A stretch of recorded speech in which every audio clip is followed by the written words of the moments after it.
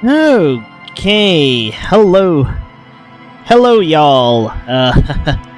I keep saying I'm exhausted. I mean, I technically am, but maybe not today. Maybe not today, or maybe not as much. Although I'll probably still keep this to a 2-hour and 30.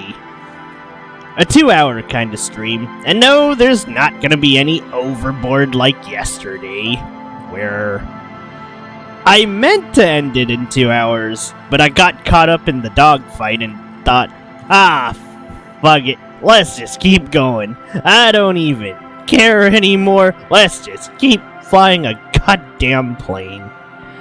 And well,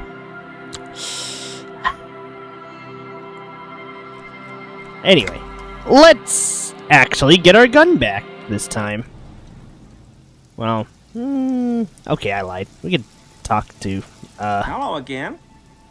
Oh wait, we can actually talk to Morel a little bit more. We'll be on our way soon.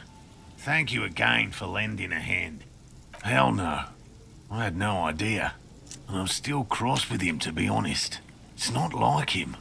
He's got his quirks, but dishonesty, disloyalty are not one of them. Thanks. He's still glad his friend stood up for him. Okay, well, we can check the traps later. We've got one thing in mind. We gotta get our gun back. I can do a lot of this stuff later. But yeah, I gotta get that gun back, man. Gotta get that gun back.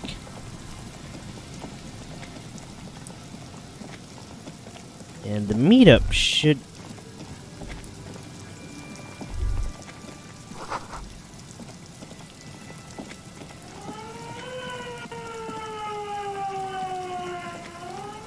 This is it.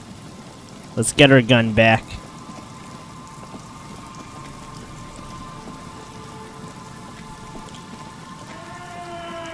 Put your hands where I can see them.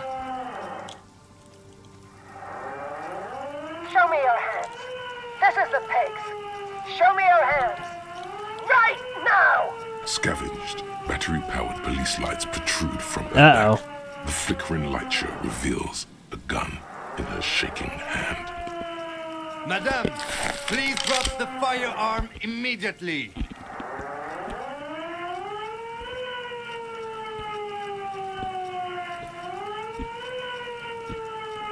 Failure to comply. Suspect is displaying aggression. Officer, under duress! Officer, under... I am the police. Don't move. Don't move. Hands on your head.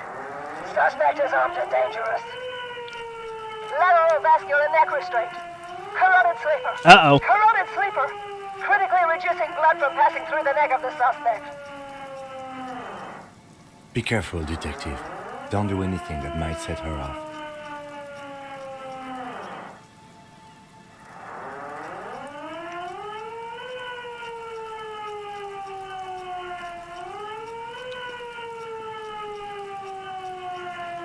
It's the goddamn police shitbag. Out the pavement. You're under arrest. As she waves her hands, you notice familiar-looking ampoules and packets sticking out of the mountain of police gear on her back. Medicine or drugs? Confiscated contraband. Restricted access. 2 kilos missing. Eyewitness report compromised. I don't think she's on drugs. Being off drugs might actually be the problem here. Officer in need of assistance. Suspect alert. Get on the ground. Ma'am, please. We want to help you, but you need to lower that weapon. Disturbance reported. Authorized deadly force. Sector, take the shot. Big red key. Big red key. Back up. Back up. Back up. Status unconfirmed.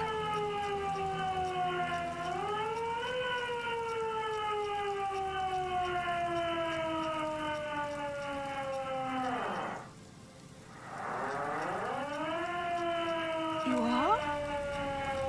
Mr. Moran? No way. Aggravated assault. Man down. Suspect on foot. I think we're getting there. There's a scenario unfolding in her head right now. It has nothing to do with what's happening here. What's the situation, officer? Law enforcement compromised. Impersonating a police officer. Does she not believe you two are actually police officers?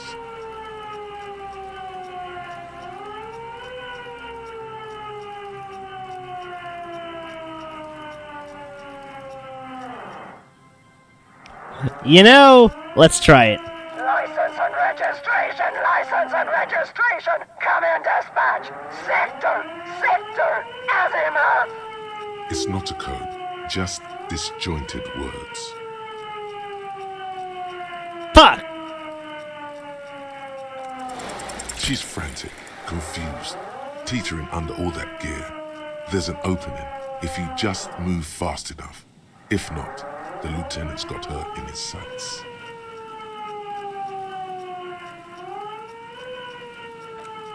Sure, you're you, but how do we end this? She's not just gonna let you leave. Suicide by cop. Split-second decision. Eat lead, scumbag. Oh my God. God, I almost blew her head off. What is this? This isn't police issue. Police weapons have bullets. This isn't real. Police guns always have bullets. What is this? Why did you sell me this? She looks devastated. Holy shit! I thought that was gonna end with Kim actually blowing her head off with that failure. Holy smokes! Grab the gun right now. This might be your only chance. I agree. No one ever cares anymore. Why would they treat me like this? Poor woman. We need to figure out what to do with her now. Nobody's ever around. Nobody ever comes to visit me. Her scratched skin is warm to the touch, but the person inside doesn't even know you're there. She's in a stupor. I've seen this before. God knows for how long. Could be days when they get like this. Honestly, I don't know. Dementia, probably. Dementia and Channel 8 and loneliness. Yeah, looks like a bad case. But the question is what to do with her right now. I don't think there's any need for that. In her current state, and without the gun, she isn't really a threat to anyone. We could let Titus know. This is a perfect problem for the local peacekeepers to handle. They might even know her family. Then we can ask him once we get back to the whirling. But we have to hurry, because it's late, and they might have already gone home. But I think we're done here for now. Let's head out. This is done. Please, leave the radio on. Reflex to what? Being left alone? She stands motionless. Just a heap of clothes and fleshes now. Maybe if you search her once more. The woman stands slumped. She looks catatonic under her mountain of RCM paraphernalia. Is one of those things a police cap? There were narcotics in there too. You're thinking of taking them? Do. She doesn't even flinch as you reach out and disentangle the familiar-looking lieutenant's cap from her mountain of RCM paraphernalia. Oh, is that yours? It's hard to say. It's been so long since you wore yours. The lieutenant nods. You take the vial of Pyrrolidon and the bottle of speed as evidence, obviously. She didn't consume them. She didn't look high. She confiscated them. A little like you are doing now. You're taking those, are you? Listen to him, for once.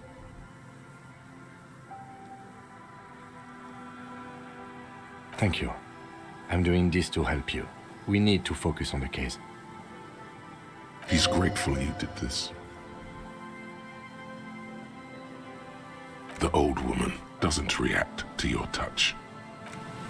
Alright, fish and mailed. We got our stuff back. Yeehaw.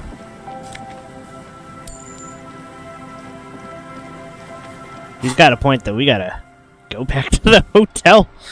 Ah, crap. The day's gonna end, and this is gonna be an awkward mess.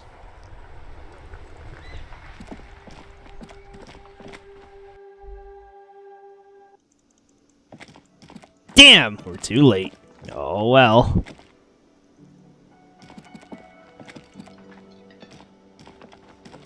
Can I help you?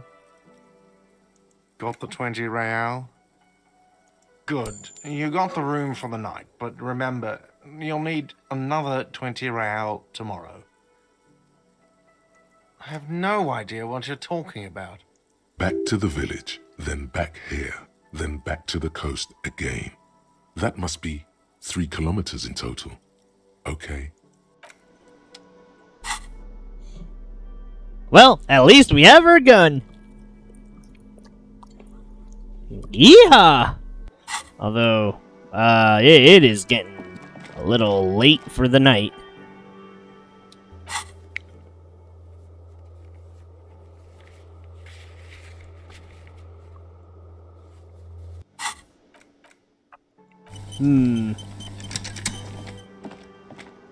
Wait, is there any other task I can actually do right now? I'm trying to think here. Oof, my encyclopedia is taking big hits.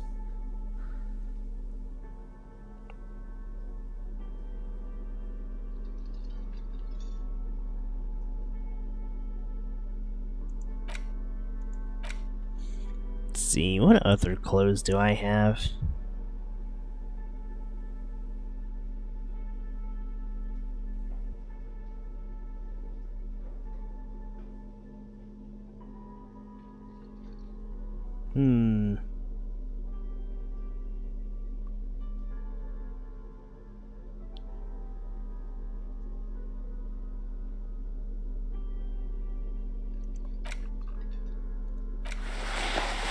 There we go. That looks more correct.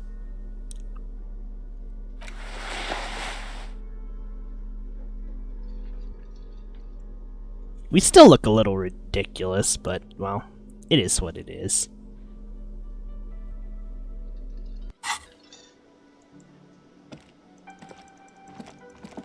Maybe I need to go ask Claude, though. Is Kim gonna need to go to this?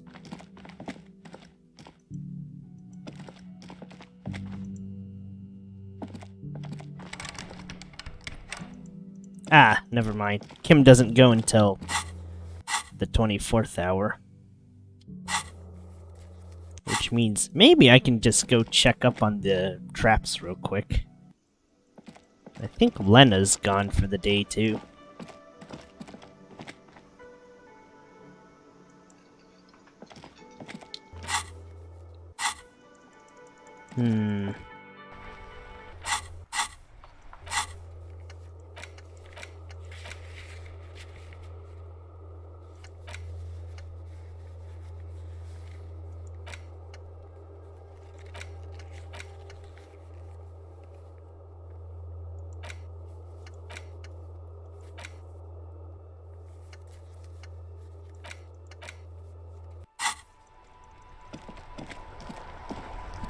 Okay, we still got some time.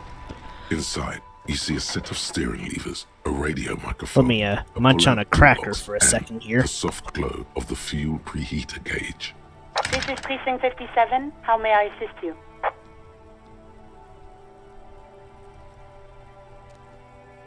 Yes. It took some convincing, but I got the mercenary's name and a few biographical details. Are you ready? The lieutenant leans in to listen, notebook in hand.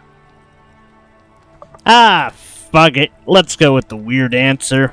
That suit of armor was issued to an Oranese citizen named Ellis Kortenaer. That's E-L-L-I-S K-O-R-T-E-N-A-I-R. Exact date of birth, unknown. He was signed into the Lelystad County Neonatal Care Unit on 28th of February, 09. He was found as a newborn in a leaf compactor near an abandoned farm. He spent 4 months in the neonatal unit, survived apparently, and was assigned to a foster family at 2. According to Klasia, Lele said his real name wasn't really his. Perhaps that's because he was fostered. This is what the ICP knows about him. He was raised by foster parents, entered the Eastbrand Military Academy in Vredefort at 17, then served in the Oranese forces till he was honorably discharged in 41, just a year before the Seminese conflict. Then the armor followed him to Seminine, or at least I assume it did. And that's it.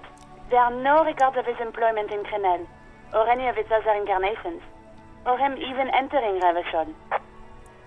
It's a garden tool used to press leaves into these cubes. It's a detail the hospital had, the only detail in these files. So I thought it would be good for you to know. It is. Thank you, Alice. None, officer. Sorry. Even that is a small miracle. These organizations usually double-check their inventory. No problem, Lieutenant. A compliment from Lieutenant Kitsuragi. Not bad. A name. This is very good. Ooh! Elise Cortana. That's a lot of EXP. Oh, nice. We got a few skill. Oh no, I think I actually have to use these skill points, or else they're just flat up gonzo.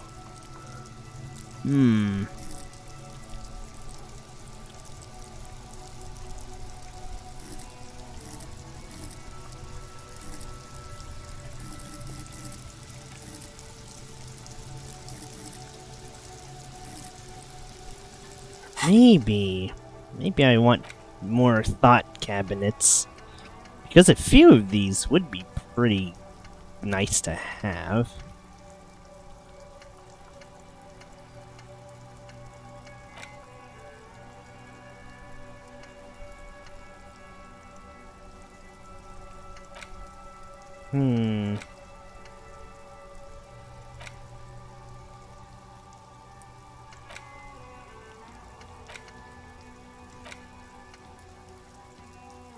Alright, hold on. Sometimes police work is about human dignity, about giving back names to anonymous victims. I'm glad the inquiry was helpful to your investigation, officer. 57th, over and out. In the cabin, you see a set of stairs. Okay, we're doing pretty good. But let's go back to the fisherman's shack. I need the... Oh, there's actually a fun dialogue with Oh no, never mind. Right, I guess I can't actually go in here. Fudge. Oh wait, hold on. I might be able to still do something here. Maybe there's a trap around here.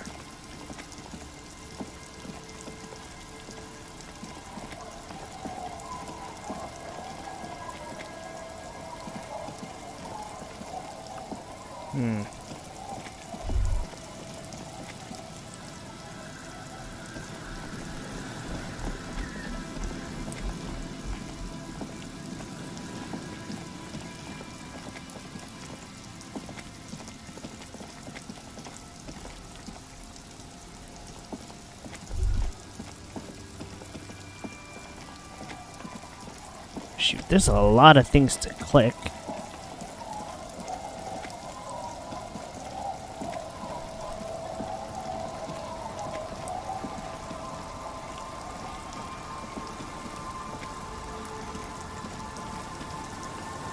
I don't know if there's much I can do here. Oh wait, no. There is something I can do here, actually.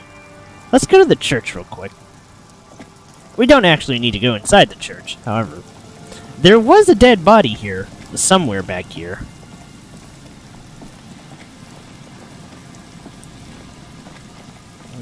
Not where the pigs was at.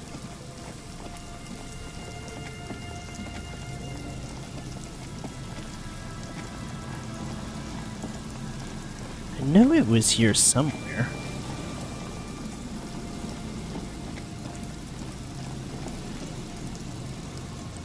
Oh no.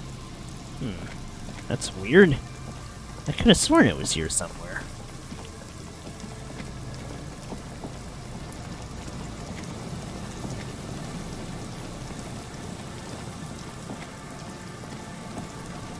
Oh, that's why I didn't go far enough. The smell. It's awful and familiar. Don't you recognize it? That hideous pungency, that faintly cloying sweetness. Only death smells like that. Something cold wakes in the pit of your stomach. Fear. It is death. It must be. The lieutenant has already brought a handkerchief to his nose. Eyes up, detective. Something's not right here.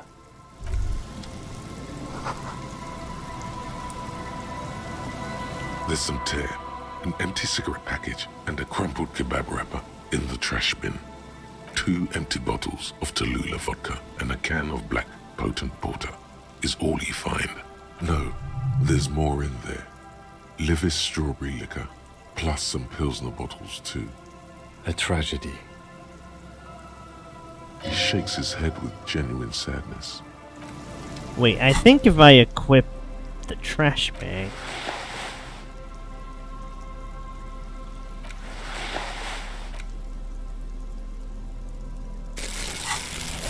There's some tear, an empty cigarette package, and a crumpled kebab wrapper in the trash bin.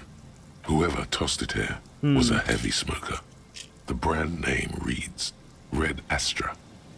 Red Astra is the black market version of Astra cigarettes, known for their high tar content. You see traces of mayonnaise and ketchup on it, as well as a tomato wedge. The wrapper reads Shish Kebab Revachol. It's no older than a day or two. No mold yet.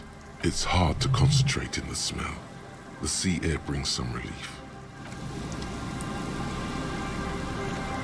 A man lies on the boardwalk. Oh dear. His limbs bent and neck turned at an unnatural angle. Right next to him is an empty bottle of spirits. In his cramped hand, a chewing gum wrapper. Half of his body has slipped between the cracked boardwalk, starting with the right leg. The fall has left him broken, contorted like a sad puppet. The smell is not as bad as a 2-week-old corpse, but it's definitely heading there. Hold on. Lividity is faintly pronounced. Whoever this is has been dead for 2 days. No longer. We need to investigate. Another dead body. This is your job. Steel yourself. Calm now. Carefully. Just another day. Just another dead body. Breathe. He's wearing mud-caked boots, beige trousers, and an old brown leather jacket with a How bright is this blue corpse lining. talking There are to me? traces of kebab sauce on his chest. You find some sunflower seeds and a rain-soaked library card folded into 2. His jacket feels sodden and heavy under your hand. Good. We should take a look at that library card after this is done.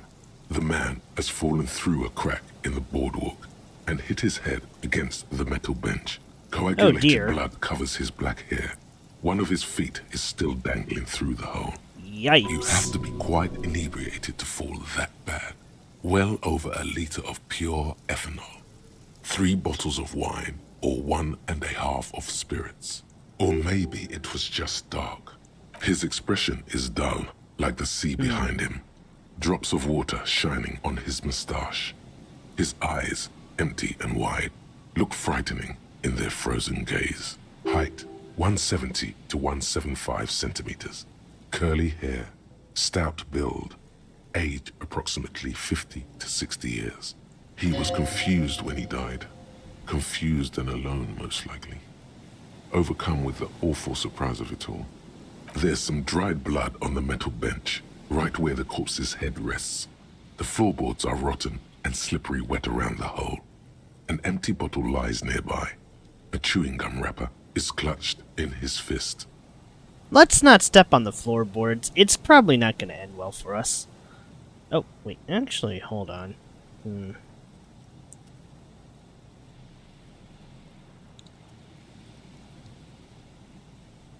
Let's see these thought cabinets.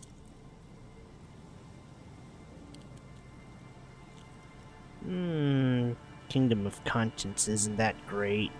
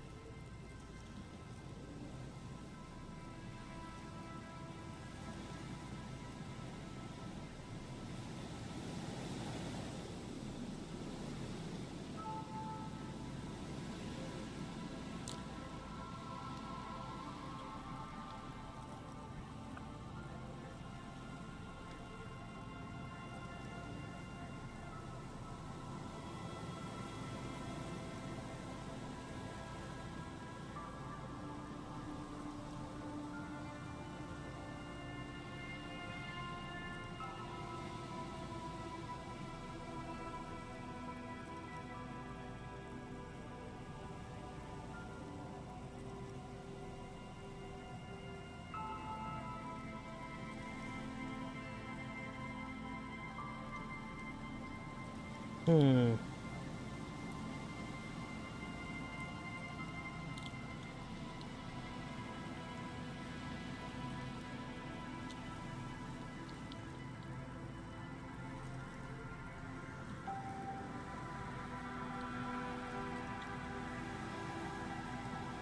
I'm trying to think about these things.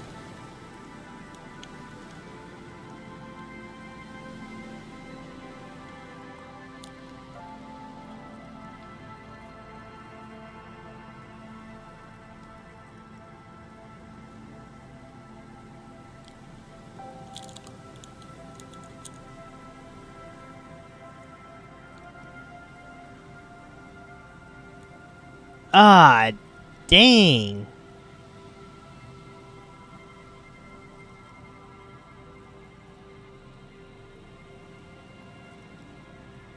Hmm.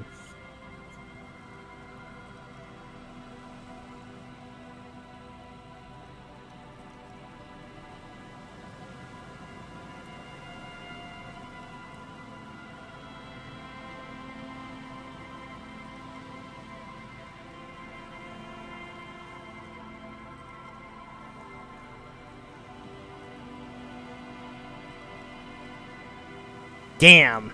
Some of these are OP'd. But, I don't think I can get a few of them.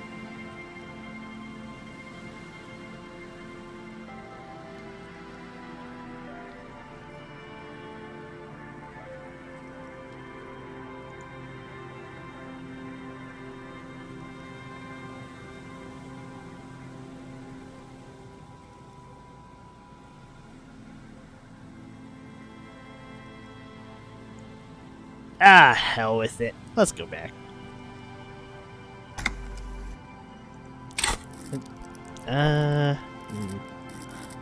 Okay, Shivers is high enough. I think I need one more into inland.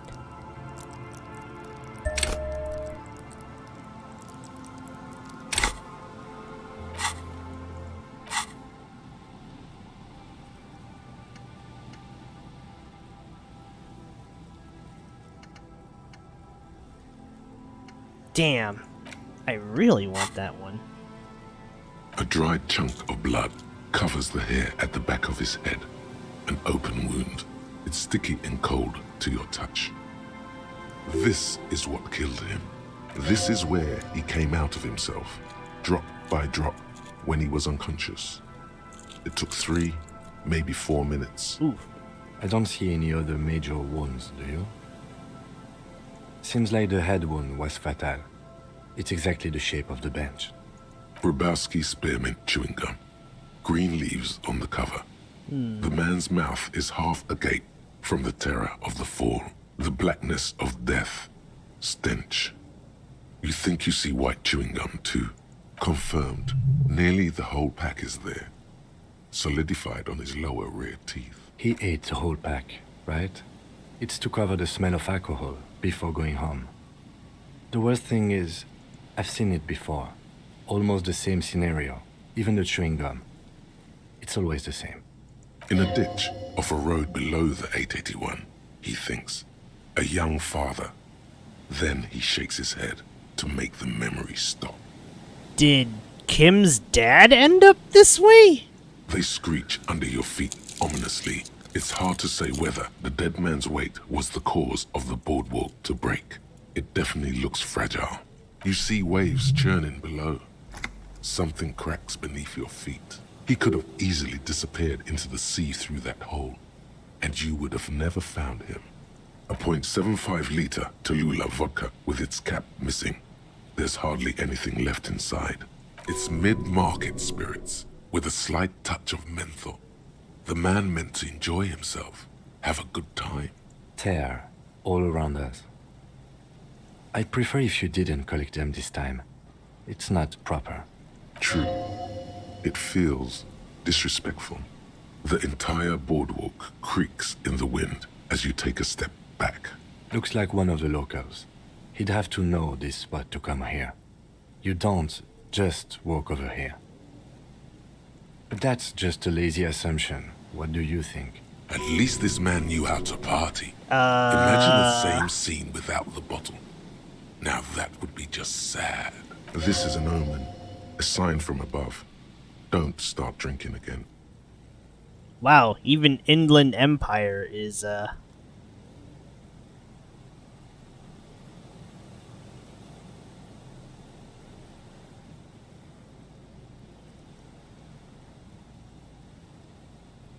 We do know that he was married. But you're right, let's not run ahead. For now, all we know is that he's an unidentified middle-aged man found dead on the Martinez boardwalk. Oh, Death by misadventure. He slipped and fell through the boardwalk. A truly unfortunate accident. If it wouldn't have been for that bench, he'd be alive. Oh yes. Some symptoms of acute alcohol poisoning could have definitely played a role here. Severe confusion, respiratory depression, unpredictable behavior. But I think that death arrived through head trauma, not liver failure. yeah, liver failure would be a little later than this. I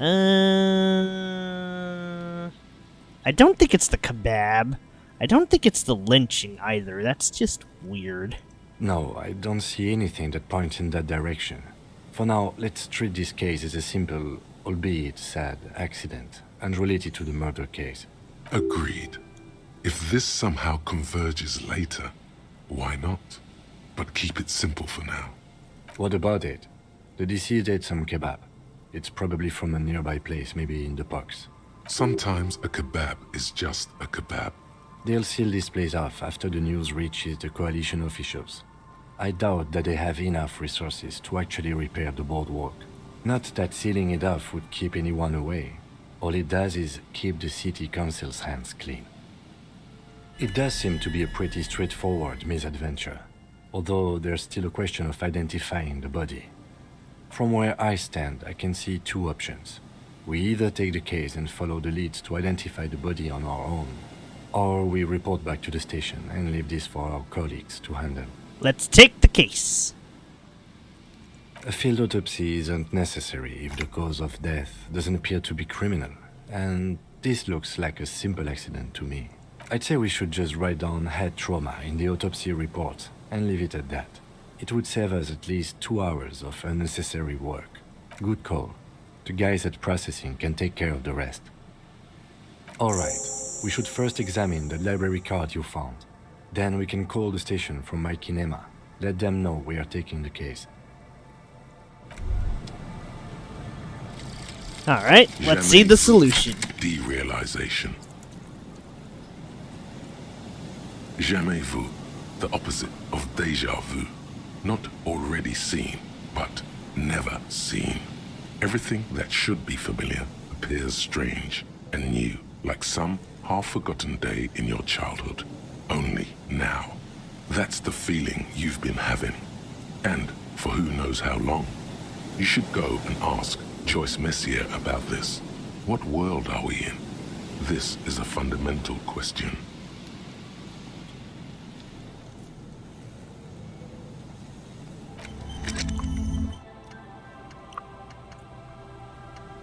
Alright.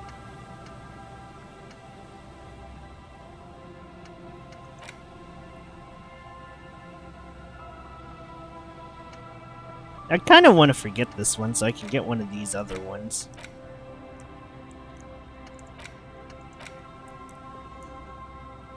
Let's see.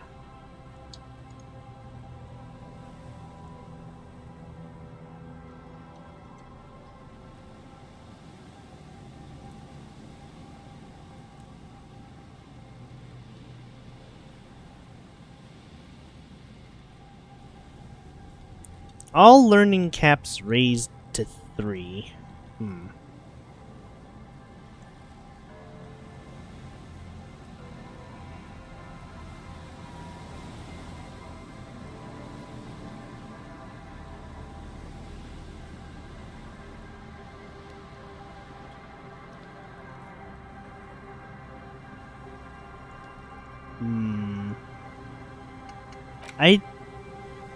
Righteous self-critique is kind of mid.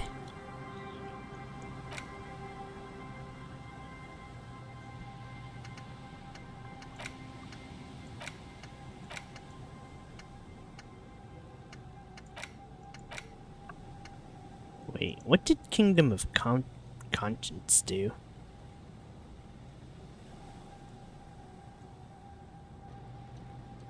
Oh. That's not too great.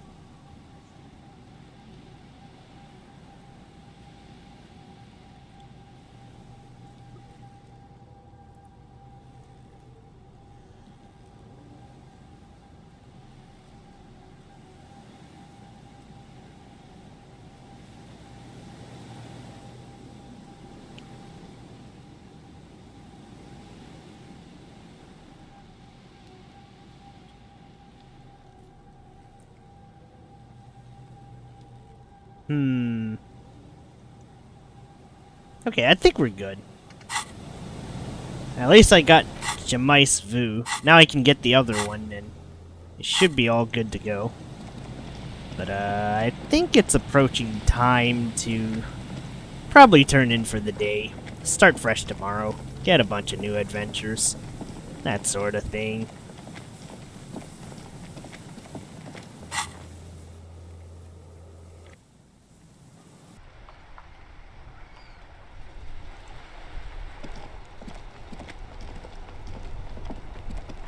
Inside, you see a set of steering levers, a radio microphone, a pull-out toolbox, and the soft glow of the fuel preheater gauge. A metallic drawer slides out. The pull-out toolbox slides... This is Precinct 57. How may I assist you? One moment. Can you please describe the body? Age, sex, cause of death? We suspect he might have been inebriated when he fell. There were bottles all around him, and traces of vomit on his shirt. Any signs of violence? No field autopsy necessary. You can hear her quickly typing in the background. What about his belongings? Did you examine his clothes? Any information on the library card? You can hear her sigh audibly on the other side. So unprofessional of you. Pity. Do you and Lieutenant Kitsuragi want to take the case, or should I assign it to someone else? I have assigned the case to Lieutenant Kim Kitsuragi. Please follow up on this library lead to identify the man. We'll send someone to take the body to the morgue. That's all for now. Thank you for reporting in. Is there anything else I can do for you? 57th, over and out. In the cabin, you see a set. Alright. That was very unprofessional, I will admit. But let's go see that library card. The library card is folded into two and still slightly wet to the touch. The front side reads, Central Jamrock Public Library Card, issued to Billy Mejean, expires July 53. Billy is a unisex name. Could be the deceased, or his family member. Whoever owns this card is an avid reader. You find a list of books written in blue pencil. Radio thriller. Stand a little less between me and the sun. The last one in the list is The Glinting Curve by M. Theobald. A library stamp indicates that the book has been returned. Most of these titles seem to be in the sci-fi genre. Some thrillers too. If lost, please return the card to the library. Dial 005 02 55211 or visit us at Moreau Street, 78, Jamrock. Business hours, 900 to 1800. Good. We should give them a call from my kinema. See if we can learn anything about Billy Mejean. Inside, you see a set of steering levers, a radio microphone. This is Precinct 57. How may I assist you? I'm afraid they're closed. We should try again during business hours. Anything else, Detective? 57th, over and out. In the cabin, you Drats. I think we're done for the day. There's like nothing else I can really do here.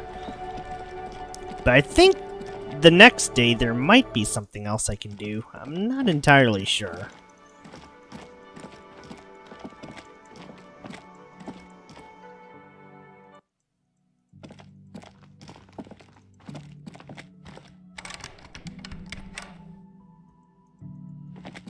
Oh, Kim doesn't turn in for the day just yet.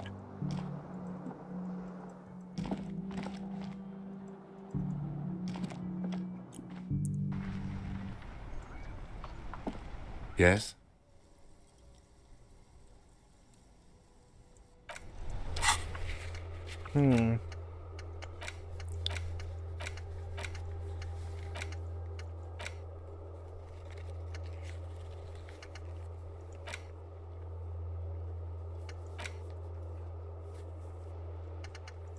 Darn. We've been doing so many of the tasks. Pretty darn well.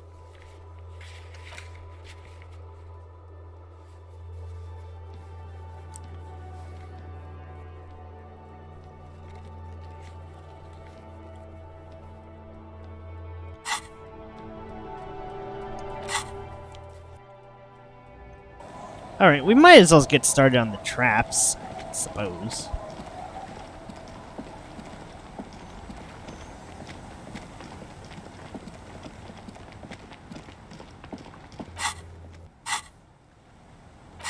Hang on.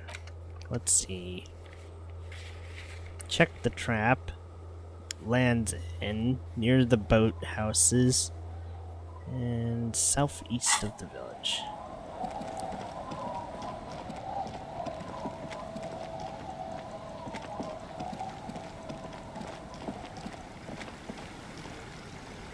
That's a window. Wait, is that the trap? No, that's just wheels and stuff.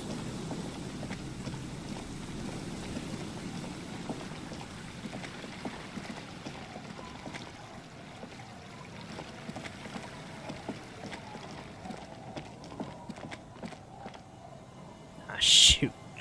It's out of bounds.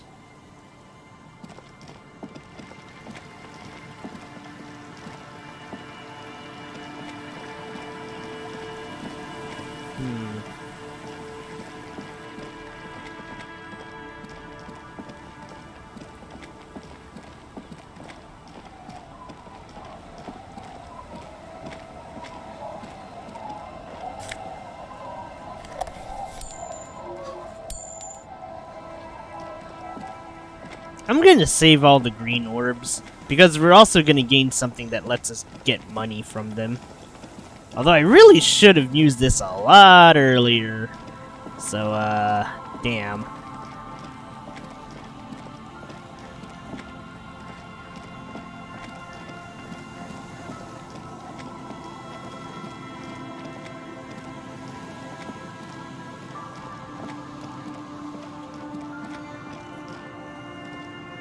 Where is the traps?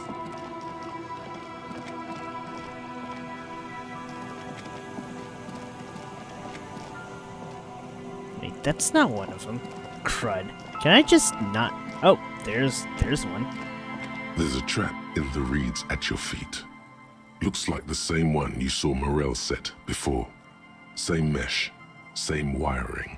The reeds bend forlornly toward the water. Some tufts have been crushed. The broken stalks sickly pale against the darkness. In the east, the city center hums to you.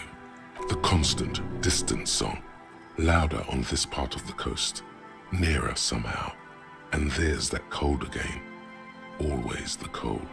Locusts are crawling around in the trap, confused but uneaten. You see no carnivorous reed phasmid gorging on them. Big surprise. Anyway, 1 down, 3 to go.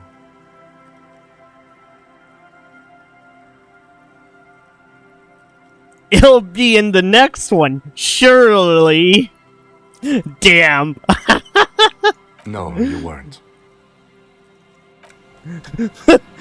What do you know, Kim? What if I wanted to be there, huh?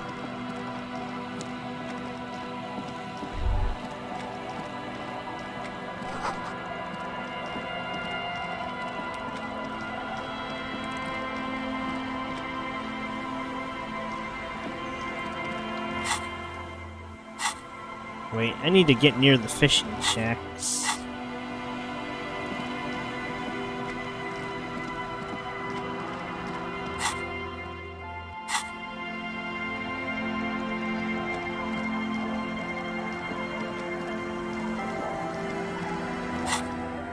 Here we go. Man, quick travel is kind of awkward to do in this game.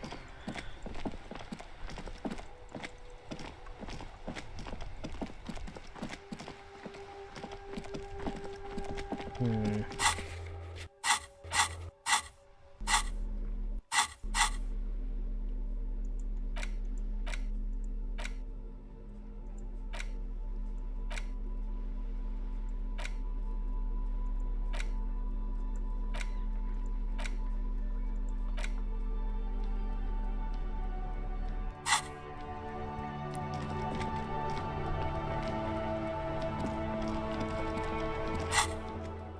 Oh wait, we can go to the one on Land's Edge. Yeah. I guess I can just go there. I'm gonna leave all the green orbs for next time, though.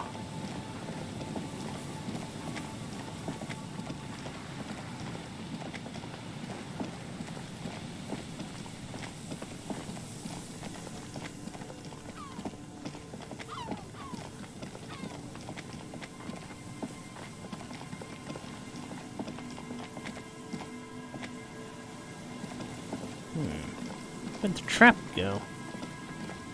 Could have sworn there was one. Up there it is. My eyeballs were starting to fail me there. A familiar apparatus lies among the reeds. Another one of Morel's traps, weighed down by stones to keep it in place. The reeds sway in the coastal breeze. They seem to be waiting for something. The wind picks up here, near the cape's end, surrounding the narrow strip of land from 3 cardinal directions. It's cold for this time of year. This trap is also full of panicked locusts. No sign of any cryptozoological beast inside. Another empty trap. How are you enjoying the cardio? Always up for a good jog. Otherwise, would I still be on this case with you?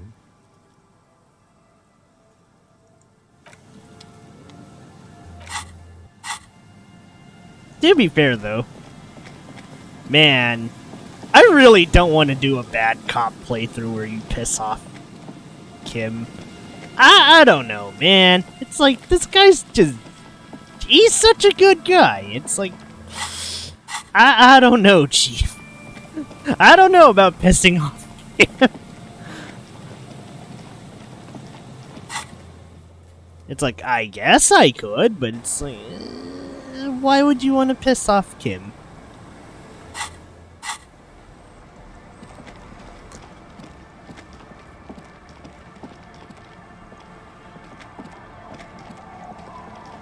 Alright, let's figure out where this next trap is.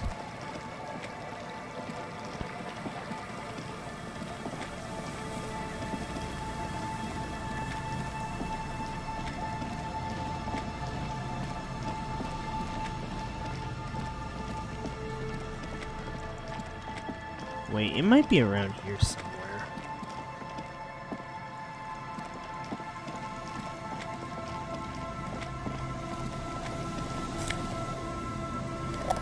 Ooh, a cool sunglass. I don't know if there's any point into having high Savoy fare, though. Might make for funny dialogue, although funny dialogue is pretty much the point of this game, and I'll admit, I am kind of playing this like a taller.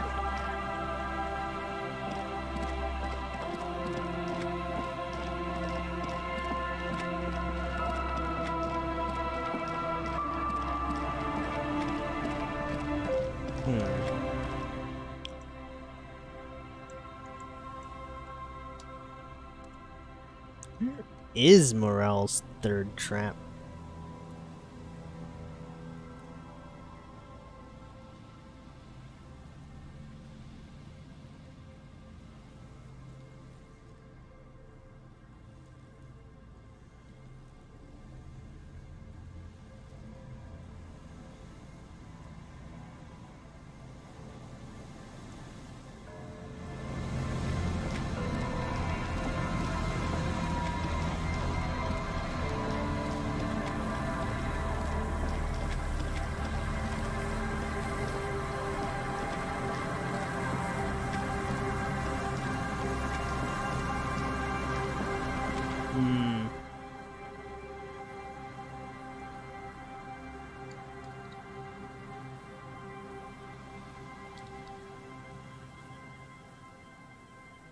Let's go try to find it.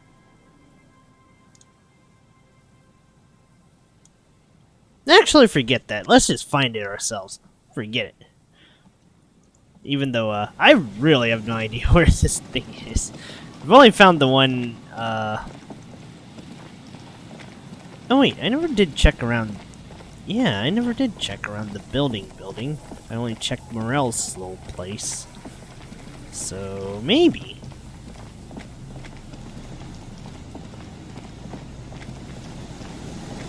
No, wait, wasn't Gary here? This is the trap Morel just set. Checking it over, he said, is just a technicality. But nothing but locusts in this trap as well. Definitely Damn. no cryptozoological monstrosity. Empty as all of them. One more of these and we're done. No, I'm fine. I didn't mean to complain. It's just... Kim is definitely not as physically capable as Harry. The reeds hiss and shake in the darkness that has settled over the abandoned camp. The later it gets, the colder. Remnants of the camp can still be seen in the sand. The fire that's gone out. You feel strange, somehow. Okay, I know I haven't been saying much, but to be fair, I guess this is the most relaxed I've been on streams.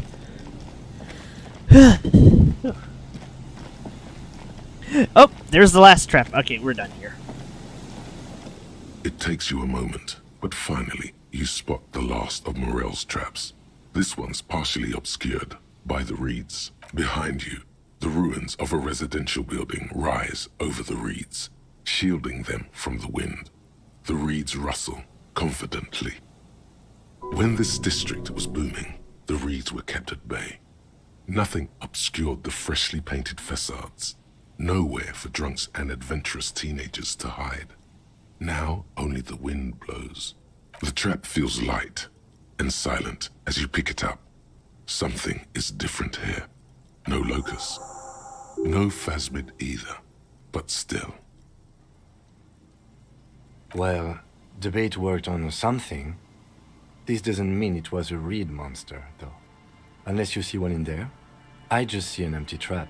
The netting is a little untidy, messier than the others.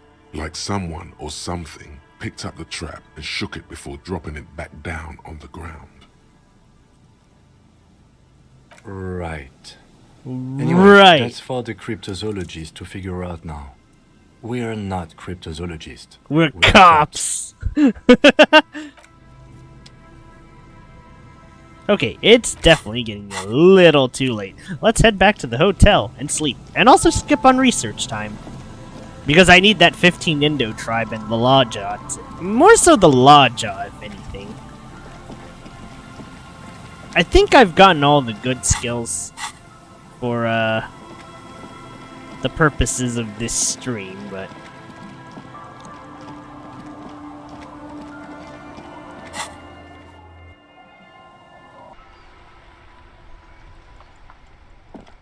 Yeah, it's time to head the hell in and get on getting on.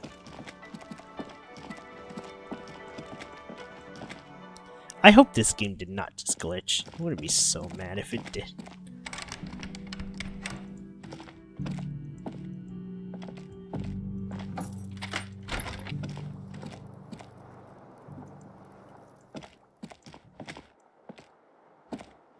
The window stands broken in its frame.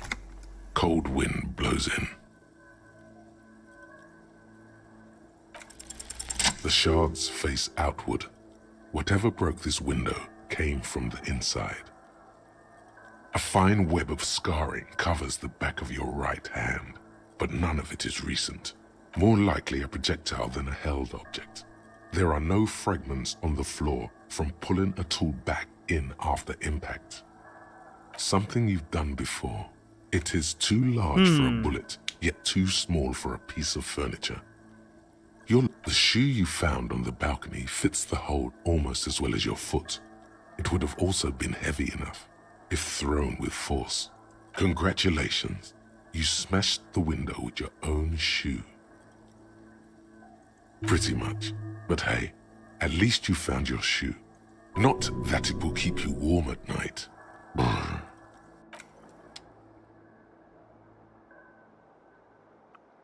Oh yeah!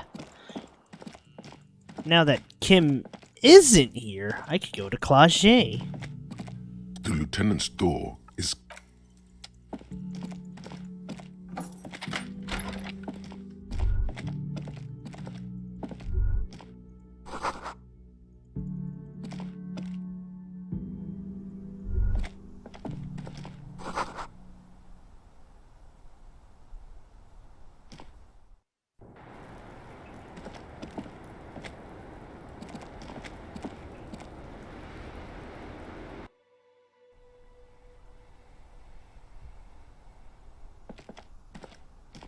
Two neon-lit shapes, a man and a woman having sex. A ray of backward motion explodes from his mouth. Darn. Where'd Cloget go? I thought she'd be here.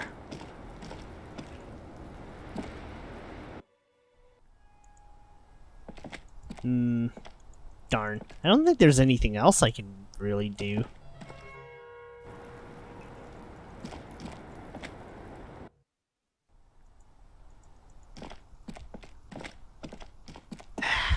Curses. I gotta end the day.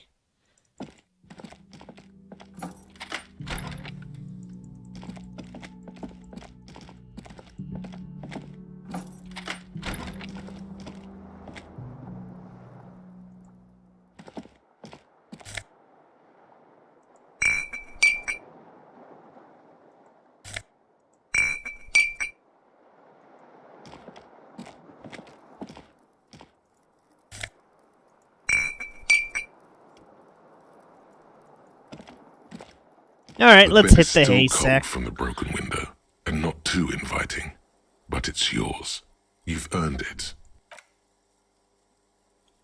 Time to It's take not a easy, nice nap. but your bones are so tired from what feel like weeks of work on the case. You have to try. After what feels like hours, you feel you might be sleeping. Oh no. Am I gonna have another Thoughts, nightmare? Baby. A million little lights in the dark. You're one fine instrument, brother. All those faces and all those names. All that laughter and screaming and scheming around. Every corner and every street. Recorded in you forever on ferrotape. On and on it goes for untold hours. Wait. At the disco where you first asked her to dance. Is that why Harry is obsessed with Rising. disco? Rising above the dark curvature, the great wingspan of sleep, studded with stars. Behold, there are millions of them down there. The first time, the last time, the smoke in her mouth, the plotted flowers, the faces turning, changing. It's the world, Harry boy, and you're made of it. Every day you're out there, you make more of yourself from it. I'm afraid you can't be unmade now. You can never forget this shit.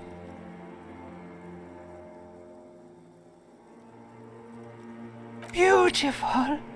It's stuck on loop, whirling, spitting out words and images. You're the son of the world again. Harrister, a ceaseless agent. Picking up litter and old newspapers, collecting your little bubblegum wrappers and idiotic picture postcards. Meaningless, meaningless keepsakes. Reading your awful letters and recalling things, aren't you? The endless names of the world. An address book, you are. The map of a city. Sure, why not? You'll go insane if you keep going like this. One more day, and you'll be in the loony bin. I just know you will. And for what, brother man? For the greater good. Solving your little crossword puzzles. Doing your tasks. Crossing names off lists. Trying to become some sort of world detector. It won't make it okay. It won't put smoke back in her mouth. There he goes again. He's a real political animal, our Harry. He still doesn't see that it's the world changing around him. He's got no idea what he's in for. 'Cause only love can break your heart. Beep, beep, beep. The alarm is ringing, Harry. The disco circus goes on and on. You barely slept 3 hours last night. Our man really needs a better nap. Holy cow. Like, damn. You can do it. It's nothing. Do it for the city. Go. Thanks, Volition. Do it for the wind. Do it for the picture puzzle. Put it all together. Solve the world. One conversation at a time. Thanks, guys.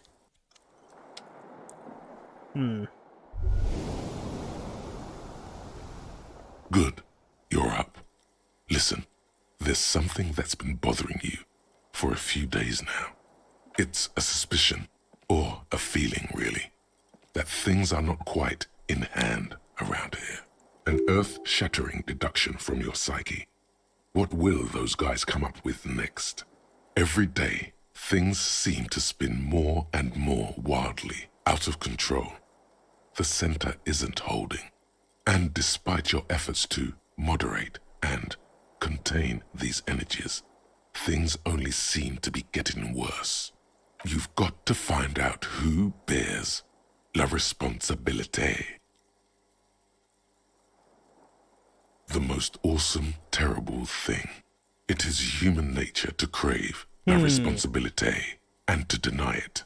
That's why it must be distributed across many different organizations, agencies, offices, and portfolios. Harry, you're thinking about this too narrowly. La responsabilité isn't concerned with trivial questions like who killed who. It's about the real issues, the human welfare index, the price of staple goods, the transition to real democracy. Whoa. This isn't some kind of dictatorship. Come on. You can't simply seize la responsabilité for yourself. It must be given by a legitimate authority, like a committee. You don't need no stinking committee. You're the law.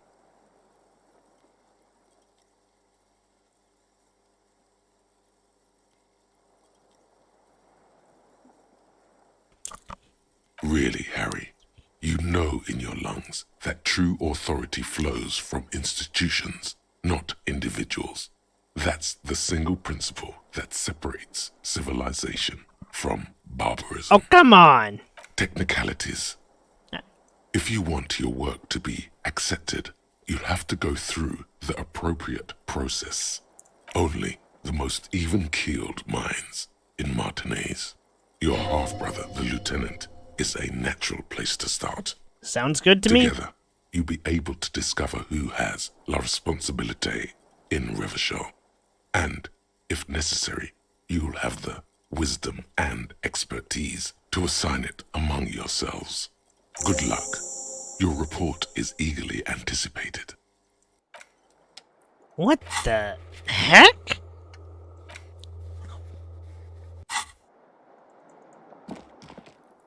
Wait, oh no. I think I know how this one ends and oh dear.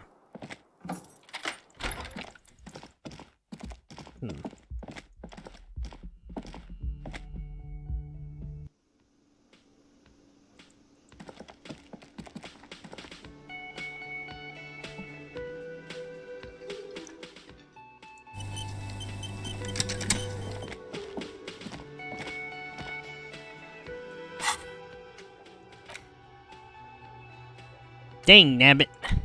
Ah, these are so close. These are so close!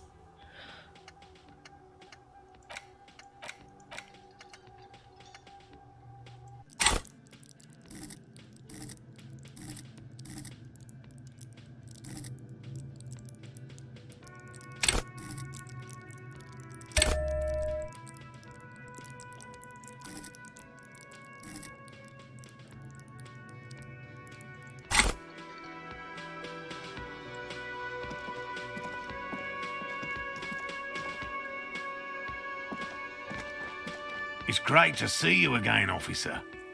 My wife can't wait to thank you. Go on, talk to her. Oh, sweetie, I don't even know how to thank you for finding my husband and helping him out. I hope we haven't been too much trouble for you. It was a truly epic long-distance trip. Truly a lot of legwork. My partner adores these kinds of things. Jeez, Kim, it's early in the morning. How are you so... Oh, wait, right, because we dragged him around a country mile. Literally. Here, I want to give you a small token of my gratitude. It's a tie. Mexican origin. The pin is an antique. Quite special. The little silvery knob holding the tie together feels warm in your hand. It's in the shape of an avian skull with 8 eyes. You could ask her about this when you get the time. It's probably a cryptid, but the phasmid, of course, is more important. Oh, you don't want to hear about some old woman's ramblings. Ramblings? Nonsense. Your description of the phasmid is the most precise I've ever heard. But darling, I didn't even get the size of it right. You were a child, my dear. Really. It's extraordinary what you were able to describe. Now go on. Tell our friend about it. He's proven his interest in the field. Reflexively, the lieutenant readies his familiar notebook. Well, it was summer. I was building a racing track out of sand on the beach near a tall stand of reeds. Quite a tall one. Many times my height, I remember. When, all of a sudden... I'm getting ahead of myself. I was 5.5 in Betancourt in the suburbs. My grandmother had a summer home there. She'd just started forming memories. Real memories. Not the billowy haze of infanthood. So what happened? The strangest moment of my life. I looked up and one of the reeds moved. Not like a plant, but like a living thing. It stood up and looked at me. Its body unfolded like some antique toy. I've never seen anything like it. I didn't know this can happen, so I reached my arm and touched the thing. It felt just like a stalk of reed, but it moved, swaying, towering above me. After a while, 20 seconds, a minute maybe, it left, went into the reeds. I tried, but I was only a child. There was mud and high water. I couldn't see it anymore. I was just standing there, knee-deep in mud, looking around me. Where did you go? I ran back home to my grandmother and asked her if reeds could walk, and told her they were looking at me. Of course, she just laughed at me, but I knew what I'd seen. For years, it was a story I told at parties when I wanted to impress boys. That Oh, sort of thing. hello, Preeti. Of course, most people welcome just took to it as a a strange, amusing anecdote. Honestly, it's So more did like I, reading a honestly. storybook But with me then than I a met Morel. actual game, but, well, okay. Well, it's more like reading a story with me. Sort of. A little bit. Thankfully, this one has a lot of narration, so I can actually rest easy for once. I probably should, after all the heavy rains and crazy weather. The character's giving Kanan Lynch vibes. Well, I can't say I blame you for thinking that. This art style is... It's that... How do I put it? it's realistic ugly? Like, when I think of realistic ugly, I think of Max Payne 3's vibes. I don't think this is quite that, but I think it's something a little similar. Well, if anything, it has a very, very European feel, although, well, actually a bit European and a bit Russian, too, since this game borrows very heavily from, those two countries. I mean, areas, not countries. What am I saying? We were on a date. Can you imagine? She tells me a story, and it's the most detailed report of the Insulindian phasmid I've ever heard. The sounds. She told me it hissed. Okay. Oh no, this is definitely not a Telltale's game. Think of it like a... Okay, I don't know if you know the term CRPG or WRPG, so I'm just gonna say it's like Baldur's Gate, but you're playing as a fat cop who knocked himself out with alcohol, is amnesic, and slowly recovering his memories while working a murder case.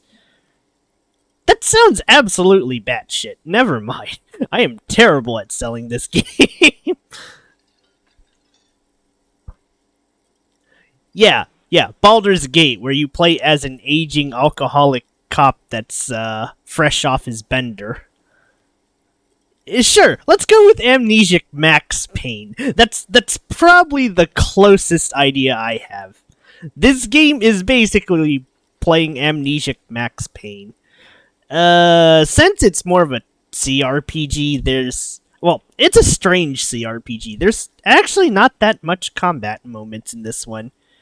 And it's all about rolling dice for strange results, or failing to roll dice and getting strange results. So that's how they met. This is beyond significant for them. It's not a bad game if you want a nice little, more relaxing kind of game with good story. But you want to actually do a bit more than a Telltale game, because, oh, good lord, the branching paths in this one is just crazy. You can fail, and you'll still probably find a way to succeed, even if you fucked up the dice roll. Or you could succeed a 3% dice roll for some reason. This game is absolutely wild. It did, yes. Like reeds in a gust of wind. The way it moved, the colour, how some of its limbs were white, like marble. It matched perfectly with what I know from other accounts. It was amazing. If it weren't for Lena, I might have given up hope years ago. It's no exaggeration to say that she restored my faith in my profession. Not all of them. There is some white coloration reported, along with beige, where the camouflage ends. It's hard to say how big things are when you're quite small yourself. To me, it seemed to be taller than I was then, but that's probably not the case. Our first, yes. How could she? Who imagines this? She didn't know about the phasmid. This is the main thing here, what makes it a confirmed sighting. She had no previous knowledge of the insect. So she couldn't have made it up, or imagined it. That's true, yes. I'm almost certain neither my mother nor my grandmother knew of it. It was only when I started telling my story as a teenager that boys would tell me, "Lena, you trying to tell us you saw the Insulindian phasmid out there in those reeds? Get out of here." They just give me a cider and ruffle my hair and tell me to stop dreaming. But I saw it. I thought it was a wonderful story, man. But I don't believe it. A child left unattended on a warm day. Children make up stories and then end up believing them. You're welcome, sweetie. I do appreciate the chance to relive it whenever I get one. Aww. It was just such an impossibly sunshiny day. So warm. And she could get up and walk right into the reeds on her own. into the mud, anywhere. Bringing of the law jaw. Okay, so we now know why you have law jaw, why you say the law in a weird manner, and why your jaw does that thing. You had polio as a child. You hadn't gotten vaccinated. It must have been right after the revolution. Not a lot of vaccine going around then. So you got infantile paralysis due to polio, and this jaw thing is a complication from that. Admittedly, it's not very funny, but you overcame it. This little infant survived and became a sharp-shooting super cop. So, fuck you, polio. Hey, hey!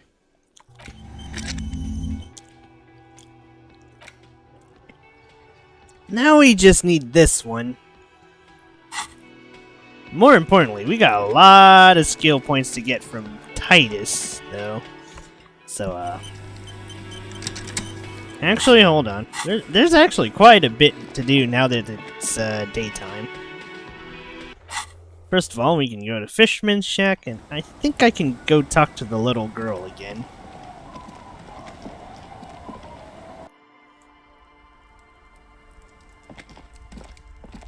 Hello, mister. It's Lammy. He's my friend. Sort of. Like... Lambie is a stuffed lamb that, admittedly, has seen better days. One of the eye buttons is missing, and the fur is tattered in several parts.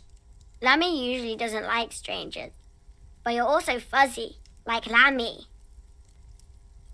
It's Lammy. Lambie is a stuffed lamb that... Yes. Very soft.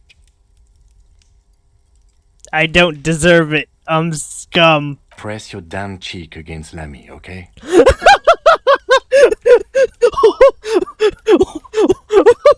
Wow, Kim! Holy cow!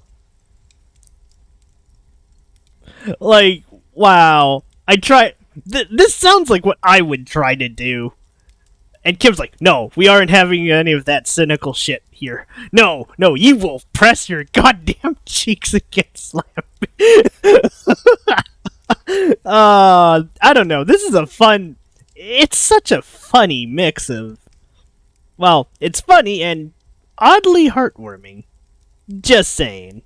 Isn't he soft? Oh, it heals morale, too. Wow, that is some interesting gameplay. Things. Yes, I am. Little Lily. You know my mom? That's nice. My mom is great. She's never angry or anything. Yes. They don't want to play with me. They're older and play outside. They look the same. Sometimes I can't tell them apart. They look identical. Bye!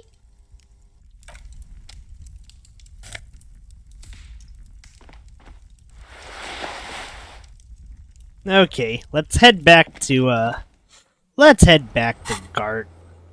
Let's make our amends. Then let's talk to Titus. Okay, everything but Ruby. 'Cause if we talk to Ruby, it's all over.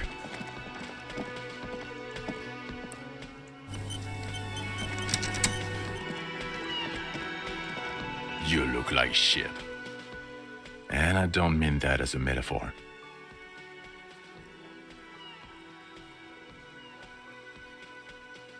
I know, it's intentional. Fuck it. Like undercover? Well, as far as disguises go, this is one of the best I've seen. I mean, I could swear you're an actual bum. Oh, come on, Jean. It looks like it's been a rough week on him.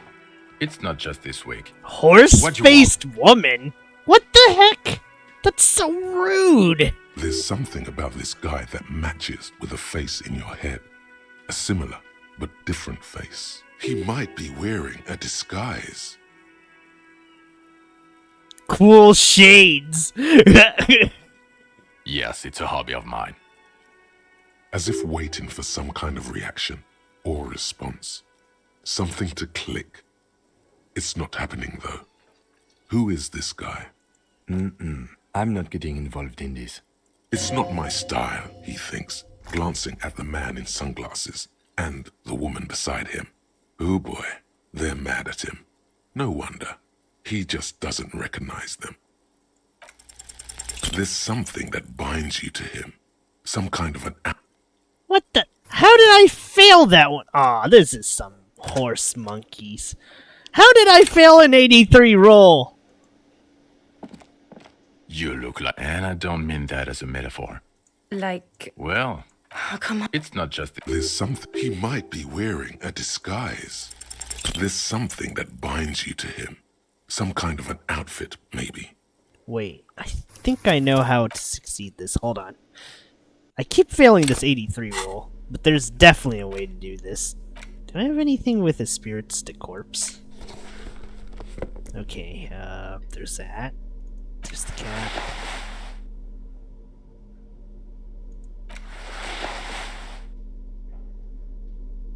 Okay, that should do it. You look like shit. And I don't mean that as a metaphor. Like... Well, Oh, come on. it's not just this way. There's something. He might be wearing a disguise. You know what it is. It's like the two of you know each other. Just ask him. Oh, I definitely know you from somewhere. Another life. Yes, from another life. A different life.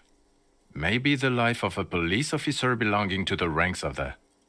To what station do you think you would belong in this alternate and totally fictional reality? Okay, that's plausible. That's entirely plausible. Now we're really getting somewhere. Somewhere good. Okay.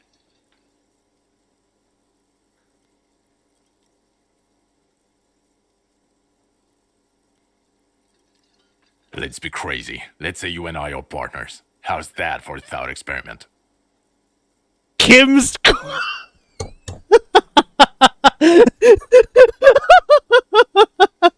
Damn it, I really want to say that. Yo, fuck. I'm sure he's fucking flattered. But Kim is not part of this thought experiment. In this one, we're partners. The lieutenant is silent.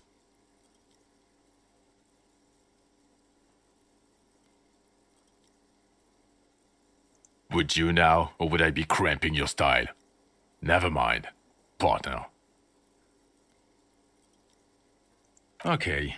How about you stop wasting my time and get on with whatever you were doing then? Let's be crazy. Let's say you and I are partners. No, because in this thought experiment, we are police officers in a police station. We don't do crimes. We're not crime bros. Come on. Stop it. Oh, no. You see, I enjoy watching other better cops solve crimes. And let me tell you, it's been quite a privilege seeing you work. This isn't helping. Oh dear. You're not going to believe this, but police officers. Yes, sir. Solving crimes, locking up bad This guys, is just... and get this, and not getting that drink on at 2 o'clock. Just some regular boring motherfuckers in suits and uniforms. Nothing spectacularly extravagant like you, the far-out son of Lang. Oh, it's you eccentric genius.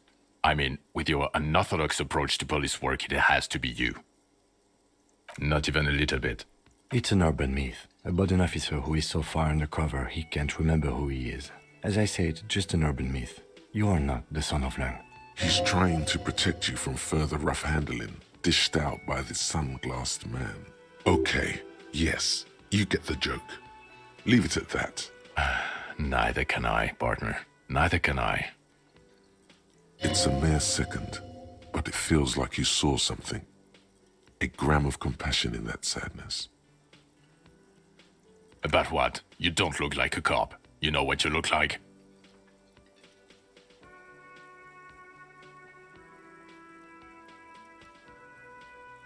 Like a prophet? Not the prophet shit again. It didn't answer your question. Yes, it's a hobby of mine. As if waiting for some kind of reaction or response. Something to click. It's not my style. No. 'Cause it's not my job. Why don't you go and fucking do yours and solve this damn hanging? Actually, I don't want to hear you say things. Come on, Jean. Okay, say things. I want to hear you say things. Hear that? He wants you to say things. Say one.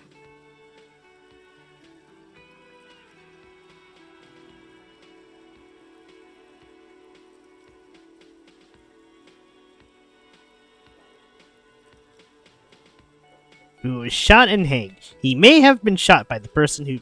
Okay. A cover-up. What the author of the cover-up is the perp? Makes sense. You don't have a motive? Then the double cover-up seems too neat. I don't know. Why are you?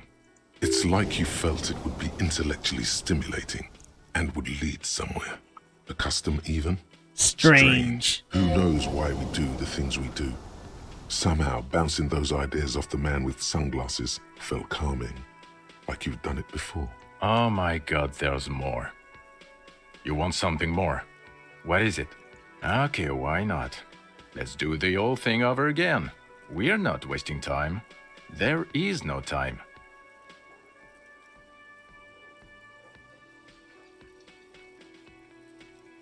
You think he was hanged as a cover-up? To hide the shooting? Okay, well... I don't know. Oh my god, there's more. Watch out for yourself, loser. That voice, so very familiar. Did you hear it when calling to your station and reporting your badge missing? Oh really? I wonder where. Wow, he's just toying with us right now. It's That's John. the where you remember me from?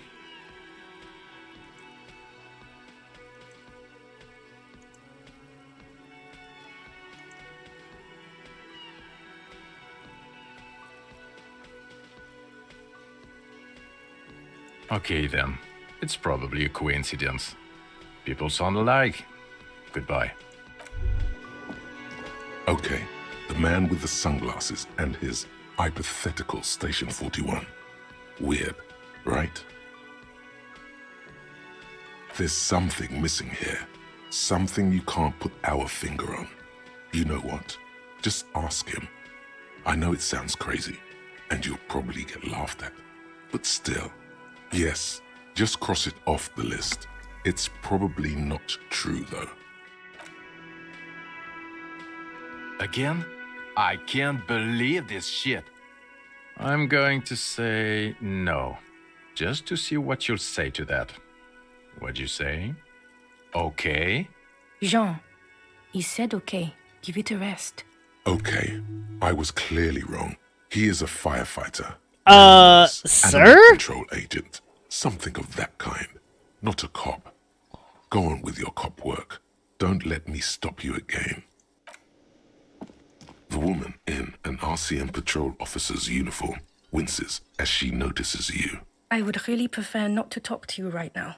As Lieutenant Kitsuragi explained, a patrol officer is the lowest rank in the RCM, below lieutenant and sergeant. I don't know. I mean, why would I want to talk to you?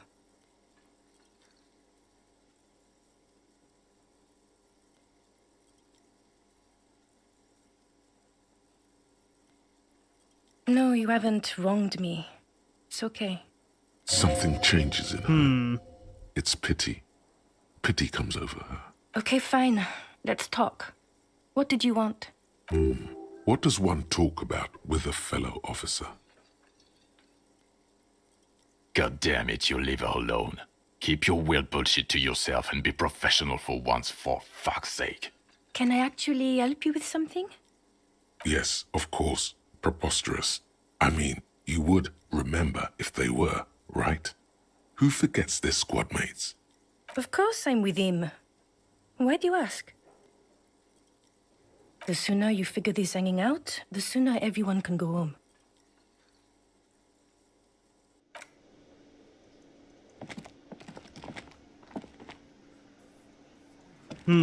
Feels like I fucked that one up.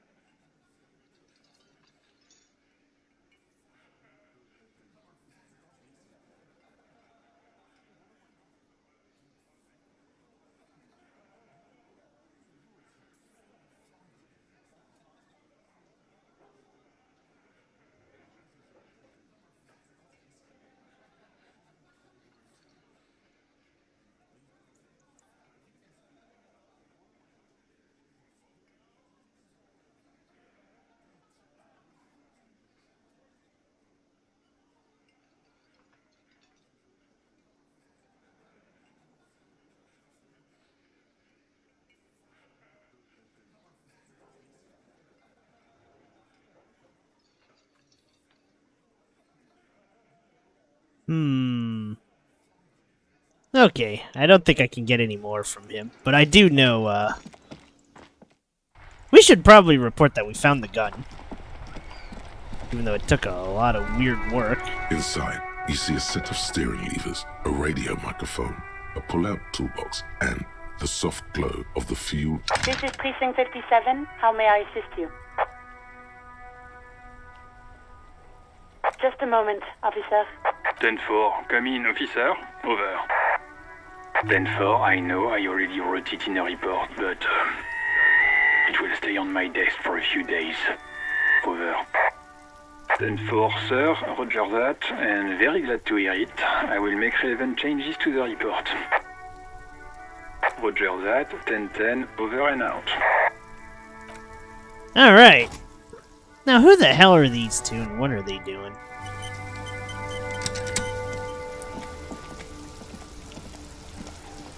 That's one brutal motor carriage. If I were a real skull now, I'd jack it, paint it in palm tree livery, then bottom light it, neon style. A snazzy shit-ripped skullmobile like this would make a fine trophy. We could, like, hang fucking shrunken heads from the side mirrors. Cops' heads. Scary tribal shit. Yeah, tribal shit. A cop carriage like this would have proper skull value. While I appreciate the interest you take in my brutal motor carriage, I have to stop you right there. It's just theoretical work, Copper. No basis in reality. Man, if we were certified skulls right now... Was it a good idea on the lieutenant's part to get into this? Don't even answer that. Just leave. You can always come back later, on your own terms. I can tell you who we're not, cop. We're not snitches or skulls. What is with them censoring that word? Which is not well, to say that the I mean, I can skulls see are why, but still. On the contrary. The part of this presentation you want to take home with you, cop man, is we're not part of the skulls yet. Okay then, let's indulge in some intellectual exchange. These young men seem eager to share their beliefs. These skull people are more than an authority. They're deities. Oh yeah, Cindy's a right proper skull. Yeah, a true artist of the future. Just like Arno van Eyck. By the way, if you see Cindy, give her our regards. For all their nihilistic posturing, these young men are not lacking in youthful idealism. The lieutenant on your left is unusually lenient toward them. Old man, it doesn't matter. You'll be long gone before his greatness is recognized. A young woman kneels on a sheet of ice, as if looking for something lost ages ago. She bends until her right ear touches the frozen water. She listens to it crack, slowly. Yep, old as fuck. Yeah, man. It's like at death's door. Oh, come no on. No wonder you know nothing about the future. You won't be there. Judging by that, Van Eyck is some sort of musician. Or killer. The Union does their share of policing in Martinez, at least where gangs are concerned. That's why there isn't much organized crime around here. Apart from the unions themselves, of course. Don't you worry about that. We're gonna make up for the deficit. Yeah, we are. We're not franchise skulls. Well, not yet. Once we get our name out there, we'll have a chance to join them. Because we can be just as psycho and vicious. You'll see. Ah, you'll see Oh, for boy. sure once we're in. It's the last thing you'll ever see before the void consumes you. Throw him off his game. Rhetoric's got a point. Let's troll. Well, yeah, I mean, we're only saying practice things for now, so we don't mean no harm to the Skulls brand, or to you. This is definitely something the Skulls would say, but we're not trying to encroach on the Skulls brand in any way. On the contrary, we're just here to market it. We think of it more like two franchises merging. You know, us two and the Skulls. I really feel like we would add more to the table. I don't know. Spice things up here in Martinez, you know. Get the old machine of pain and suffering oiled up real good. What would these guys have to offer any organization? Whatever, man. Work is for pussies. You wouldn't get it anyway. Hey, we could be just as hard. Like pavement on top of pavement, or a brick on top of another brick. Or a grave on top of a grave. These kids have the vocabulary, but might be missing a brain. Wouldn't a grave on top of a grave be just a big hole? What's hard about holes? Filling them up, baby. Mm-hmm.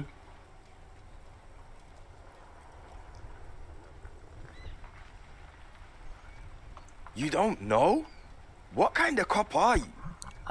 It's not a question. Don't get into it. The Skulls are the most vicious gang of the Besmertne. The nastiest bunch of psychos ever. Jacking carriages and getting into high-speed chases. Possessing an infinite amount of fuck-all swagger, infamous for their non-verbal modus operandi. If a skull spots you, he will pull out his dagger and stab you without saying a word.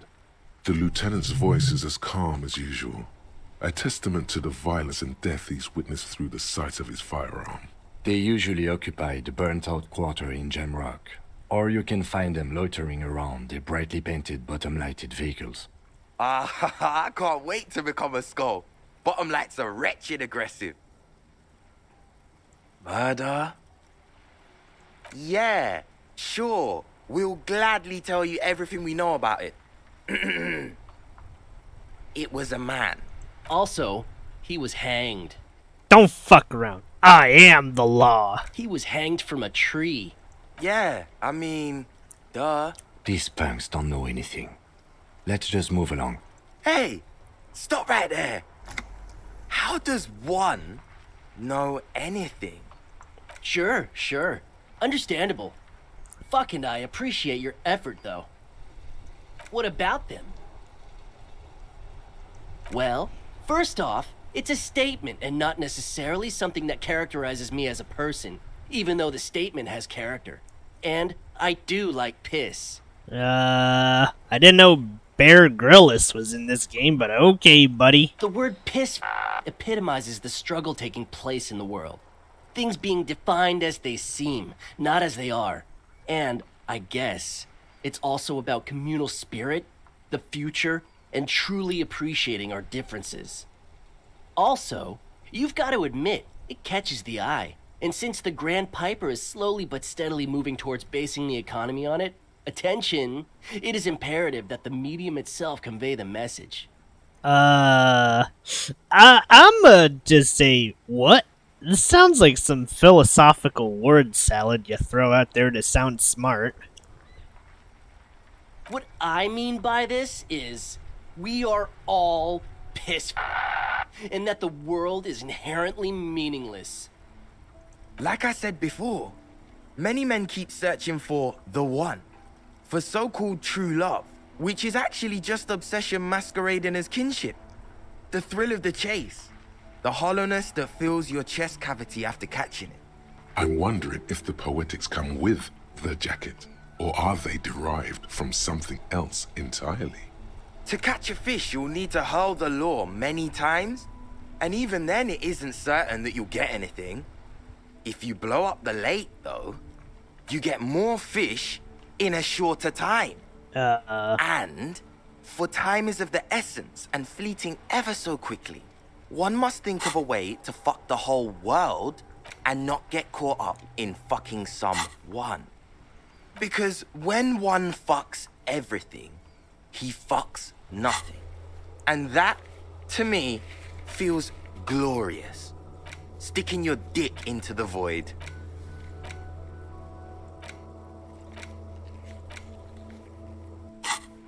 Hate to admit it, but in a weird way, he's got a point. Is it a coincidence that here we have 2 badass jackets and 2 badass cops?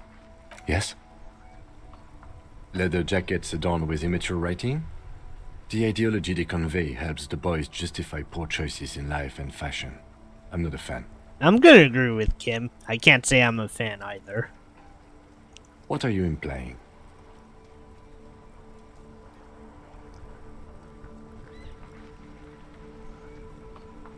For what?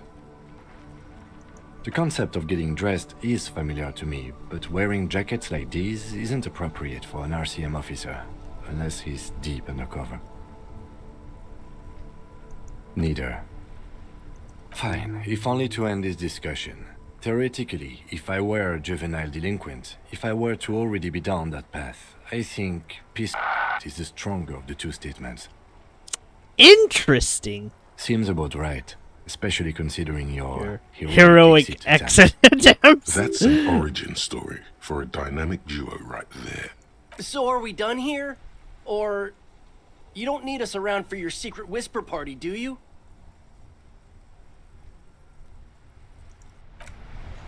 Oh, wait. Okay. That ride is fuck. Hey, piss.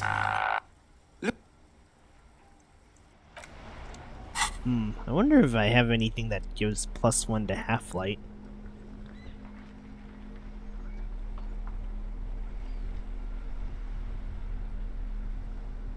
Damn, I actually don't think I have one. Although the 8-eyed type might be good for something later. Let's see.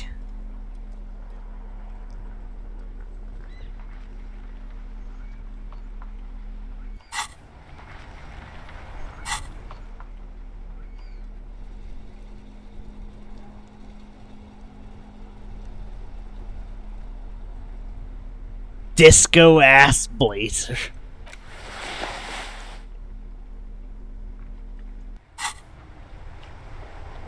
That ride is. Hey, piss. These guys aren't scary. Alright, let's just keep trying to roll it. That ride is fucking light. Hey, piss. Look who. These guys aren't. Damn it!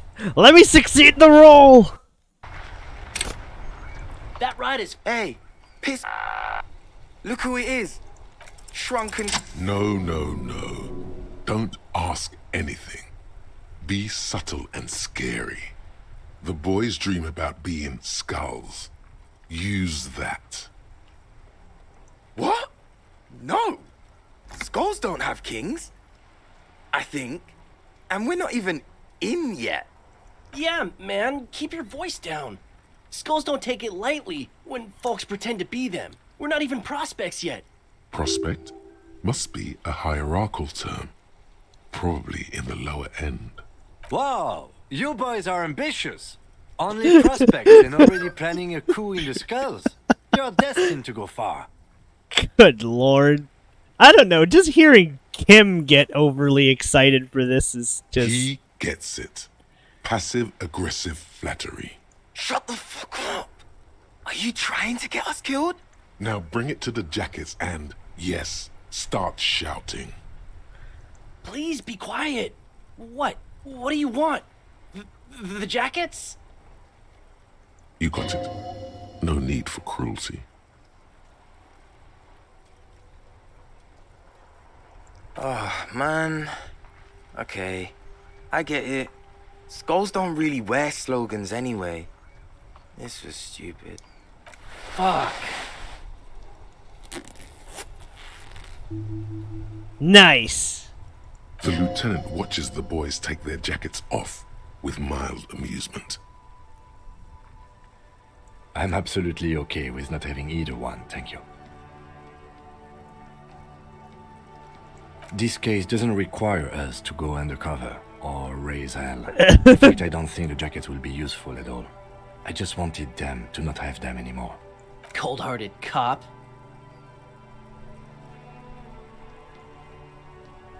The need will not arise. The jackets are meant to complete each other. If a man was standing alone on a street corner with his written on his back, it'd just be an individual that has taken a liking to you, Ryan.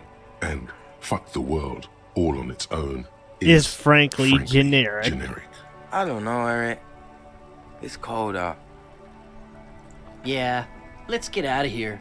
The cops fucked us. I don't know if that encounter was actually worth the idea, but let's learn about the library. Inside, you see a set of steering levers, a radio microphone, a pull-out toolbox, and the... This is Precinct 57. How may I... I'm afraid they're closed. We should try again during business hours. Anything else, Detective 57? In the cabin, you... Damn, I need one more hour then. Okay, there's gotta be something else I can do here. I need the 15th Indo tribe to actually, you know... Wait. Wasn't there usually a woman here? Whoa. What happened? Wait. Is Joyce still there, or did she move?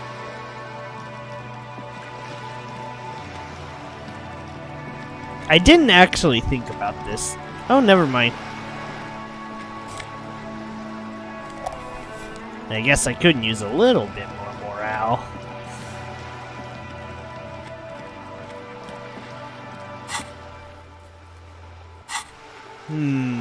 What else to do? I mean, I could just go for the case.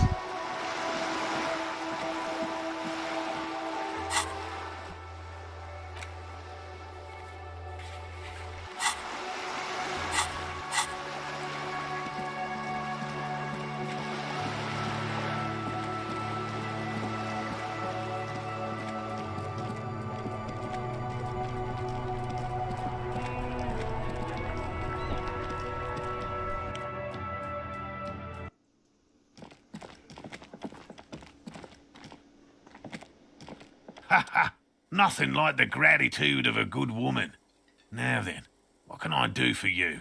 He tries to play it cool, remain professorial, but inside, this man is itching for some news on those traps. Good. Okay. And? Completely empty? No locusts? No phasmid either? That's not ideal, but... It just means the Insulindian phasmid is even more clever than we thought. Of course, more clever. Wow, the lieutenant does not like You're this. dealing with a subject near and dear to their hearts. It might behove you to tread lightly. Yes, the Phantasmadeia picked off the locusts and escaped. This is good news, though we'll have to reconsider the design of the traps. Make them more secure. Another trip to the reeds.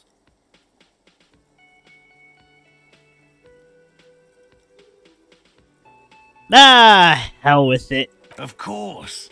Be sarcastic. Unless you have an alternative hypothesis you'd like to venture, mine stands, okay? What? I was being serious. Actually, no. Excuse me for getting emotional. This is a big deal for us. You've helped us twice now, and brought some great news too. My gratitude, and the gratitude of the Société Cryptozoologique de Ravachol, is yours. Heartfelt gratitude. But does it feel like closure? What really happened? Thank you, it's an honor. We should probably return to our main investigation here. This has been refreshing, but...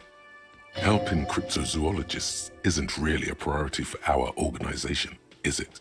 The lieutenant looks out the window, impatiently. Hang on. Okay, we have a very good shot at succeeding I were just this. discussing the design of the new trap. Kuno's a hooligan. Consider the way the empty trap was disturbed, as though shaken. Most likely the hands of a young person. Hands small enough to fit inside the trap, too.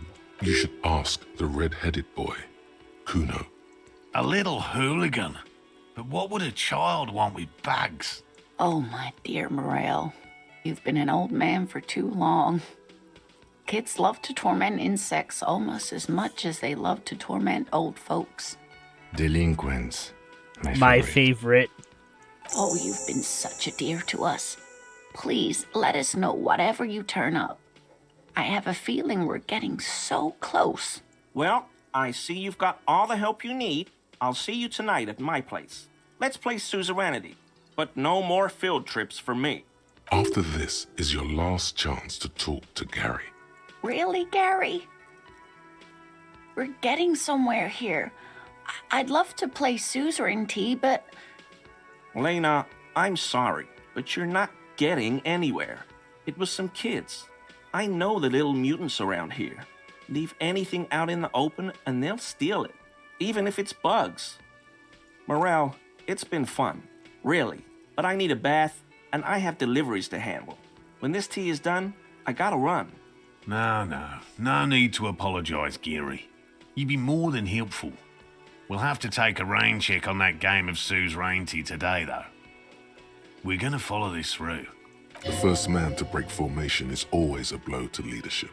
This is bigger than he lets on.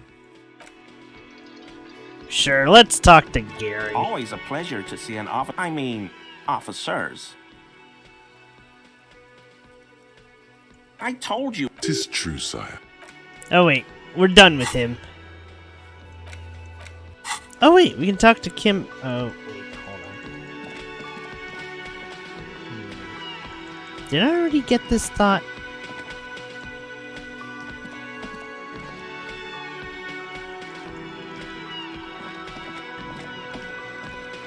Oh wait, no. Let's hand Gart his... Can I help you? What is this thing? Okay, well, this is actually a nice bird. A competent piece of taxidermy. I can fix it to the plaque and have a new bird in the establishment, I guess? Hey, So, hey! +1. Thank you. I'm gonna go with thank you. People just don't know how to accept gifts, especially taxidermy. He likes it. He likes the bird. It solves his broken bird problem. I feel good about our work here today. It's all about the little things, like bringing people random stuffed animals. It's not actually about that, but he liked it.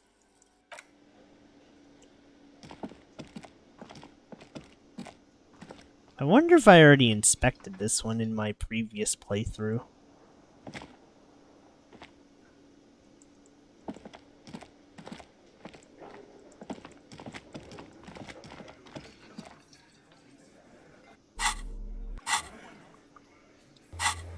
Hang on. Let's see. Smoker in the balcony.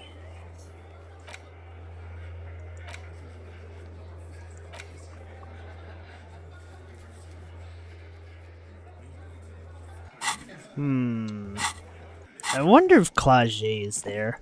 I also wonder if I can just have Kim Kim off for a second. Let's see. Yes? Excuse me? Detective, if I may be frank, you seem to be in a deranged state. You have trouble remembering things. You've misplaced your badge. I cannot let you act in the name of the RCM without supervision until you've regained control of your faculties. Oh, so you're an unaccountable wreck who has to be supervised. You don't have to take this display of authority. You can disobey. Some you time? This is a police investigation, not a journey of self-discovery. You'll still have your evenings to yourself. A moment passes. The lieutenant glances at the... Excuse me? I don't want to do this to Kim, man, but... You have a distinctive way of walking. A moment passes. Excuse me? Frankly, Detective, you are in a deranged... The lieutenant thinks you're some unaccountable wreck who needs constant supervision. But you don't have to... Except that I do, Detective. That's good. Damn! There's no way to do this. Okay, well. Hell, this isn't worth pursuing.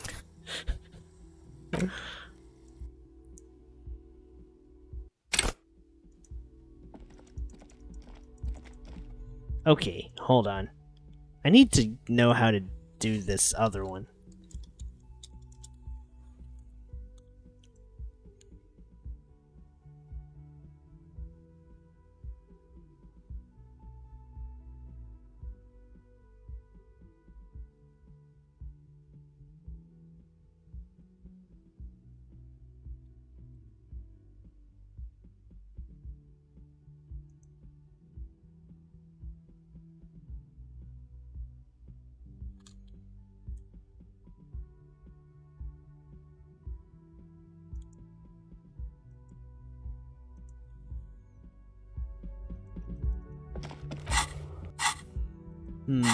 Wait, is this thing... Oh, it's actually getting close.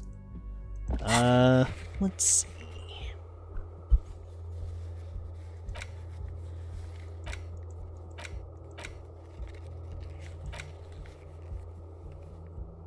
Okay. Let's just go to Hardy, then. We can get 2 things out of Hardy, at least. Although...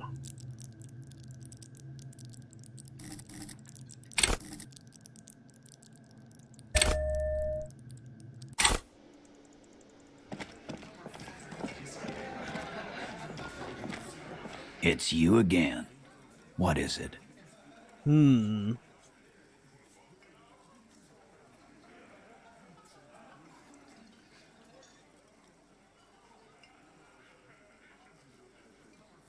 Like hell you have. There is no local drug trade. We'll do that. In the meantime, did you know that there's an abandoned lorry at the intersection that was used to move raw ingredients for drugs from Terminal B to Jamrock? The person driving it was present at the hanging. It was one of you. We've connected the footprints. Detective, do you want to deliver the coup de grâce? No, the thunder is his. Leave it to the lieutenant. Thank you. You're right, Titus. There is no local drug trade because it's all controlled by you. You're the drug trade. That's a mighty interesting theory. I guess that's what you would need to do, theoretically. A big, strong, state-run monopoly would outcompete the runts on the street. Yeah, man. Theoretically, that's what you would do. To get rid of the gangs, the dealers, even some of the junkies. You would need good, trustworthy people to take their place, of course. Hardy men to run such a monopoly. For the good of the community, of course. Fuck it. Thank you. Theoretically. He seems genuinely surprised at your response. In a good way. I don't know. I guess theoretical things don't make me emotional. Now, I was sorta gonna get my brewski on. You sure do love long walks through Theory Town, don't you? Well, I'm thirsty now. Thirsty for beer. Got any less theoretical questions, Cobb? He doesn't let it show, but must be a little impressed. You've put a lot of things together, fast. He's practically saying yes. A yes to everything you said. What's that, Copper? You want us to help little old ladies now? You're local law enforcement, aren't you? Helping troubled civilians should fall under your jurisdiction. Yeah. We'll send someone out. Who is? Wait. It's the pigs, isn't it? God. Poor lady. Don't worry. We'll handle this. I think she got some family in Kurong or something. Bastards left her alone when she got sick. We've been getting complaints. Honestly, I'm glad Kim didn't shoot her. That, I don't know what to say. Wasn't Everett's B team looking for her the other day? They said something about her, I don't know, finding something? Yeah, I think you're right, Gene. She have something of yours, Pig? Whatever you do, do not admit to these punks you lost your gun. You will suffer if you do. No? Well, whatever then, Copper. No. They totally said what it was. What was it? Anyone remember? I don't remember. I was fucking drunk. Let me know if you figure it out back there. Now, anything else we can help you with? Auntie LaPlante, we always called her. Something LaPlante. Marianne, amigo. Be anything else you wanted to know? Was? Like before. Just an old lady.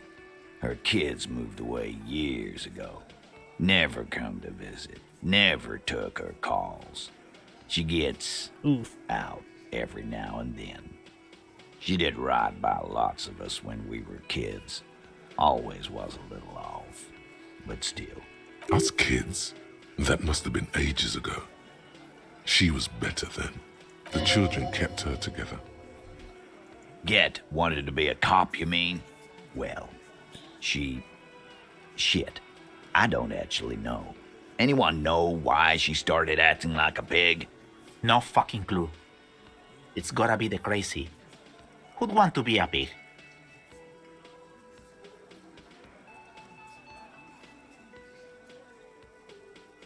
Okay, I'm not gonna apologize for that.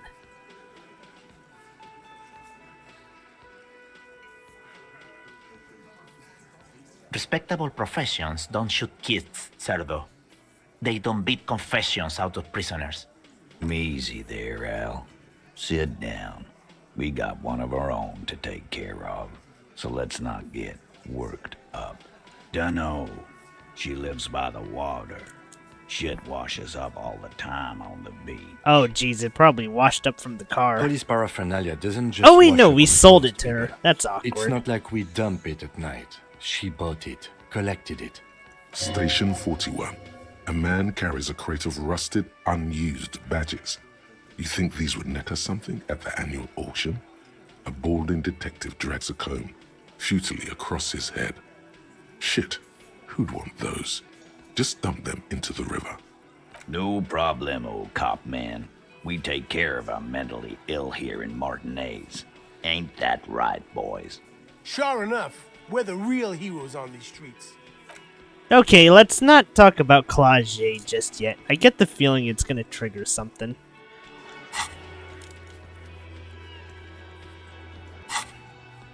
Ah, damn. The 15th Indo tribe is almost done. I almost just want to read a book and get it done. Maybe I should, actually. You hold in your hand the colorful primer. The title reads, A Primer for Small Kids. There's a bear involved.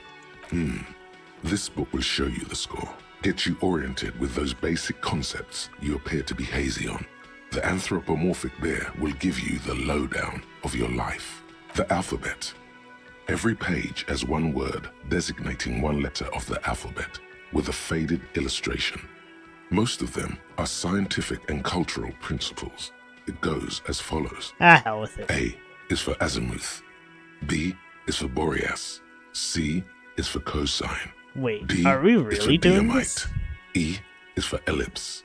F is for phlogiston. G is for gamut. H is for homeboy.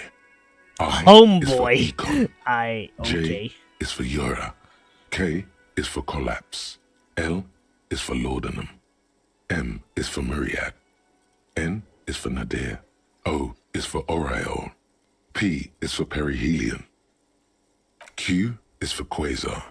R is for rhododendron. S is for sinus.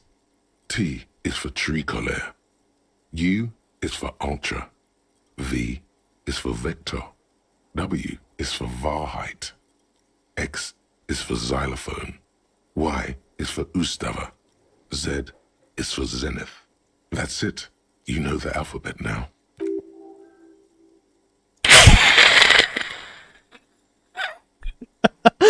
Kim, I know the alphabet now. Good. I also know the alphabet. It is a very useful Alright. I thought that was gonna pass the hour. Oh wait, no, it kinda did.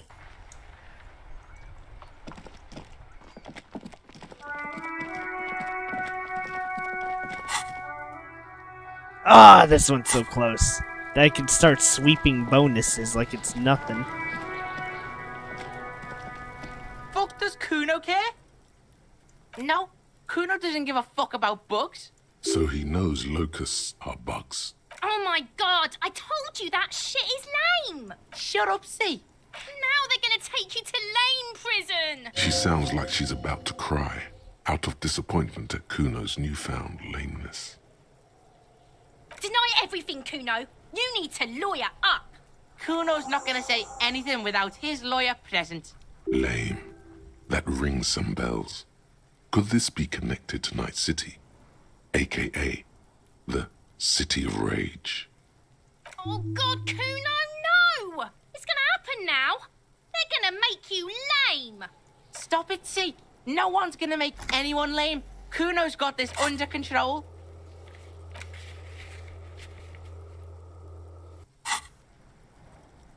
Kuno doesn't... Well, I mean, hey, it's progress in the case. How close is this thing? Damn, 98%.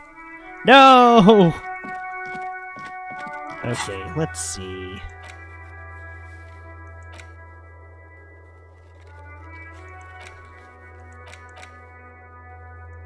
Oh wait, it's 10 o'clock! We can call Jamrock Station and get this done.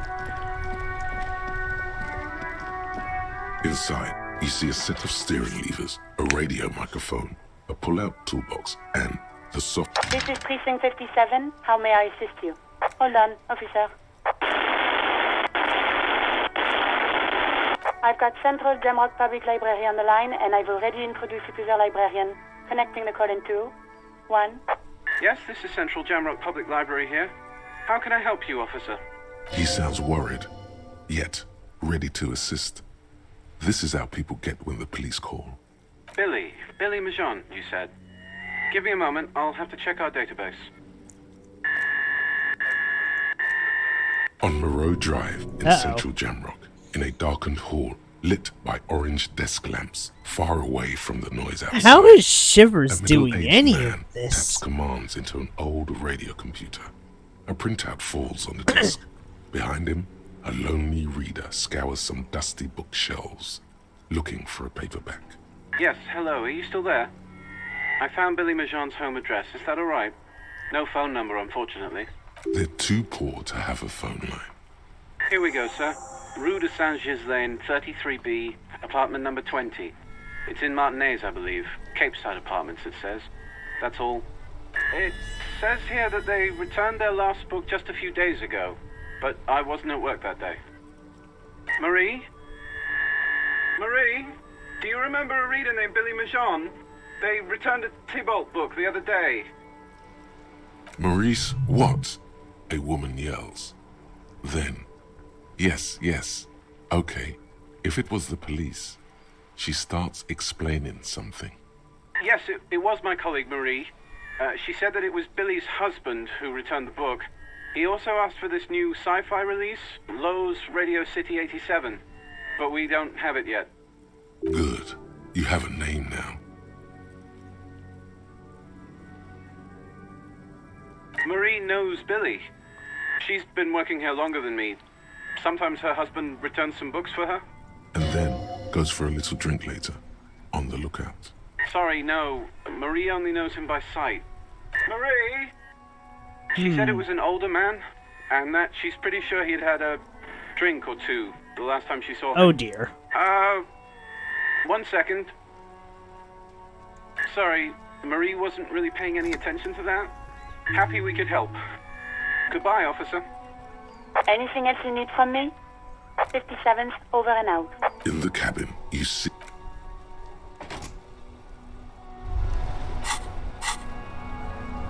Alright, this is it. The Let's 15th see. Indo tribe. Because there was. The 15th Indo tribe was comprised of 8 kids from Forberg and North Jamrock, running from wild dogs in the valley, hiding scents under rocks, and stealing clothes off clotheslines, and sometimes even the copper wiring of phone lines. You may have been one of them. This must be a childhood memory. The 15th Indo tribe was your Indo tribe, set to rule in Cylinder. The rest of the kids are dead now. Car accidents and drug overdoses. Only you remain. That's a little depressing.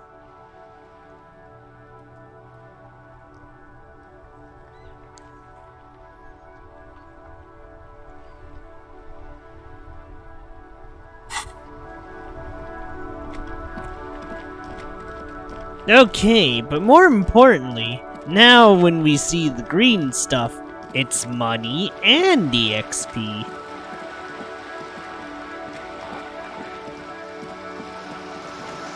I think this might also be the last night I actually need,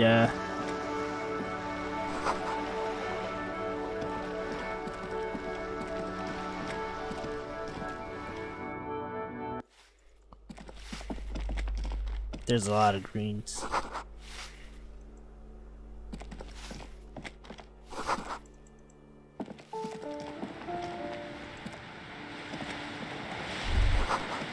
A shift in temperature. The air chills around you. Dust settles on the stony floor. A former architect stands before a slice of window, a room plan in her hand. A cold wave has made the air in the building stand still and frozen, with temperatures falling down to -20 degrees Celsius. Is red from the cold. She's breathing on her fingers, clasping the plan. Traces of sadness are visible in her expression. Faint pencil lines on paper depict the same place, but a missing eastern wall connects the room with the neighboring apartment. Ideas for arranging the furniture have been jotted down. It's clean and empty, with new tapestry embellishing the walls. A standard HB graphite pencil has fallen off a 3-legged stool in the middle of the room. She had an eye for beauty.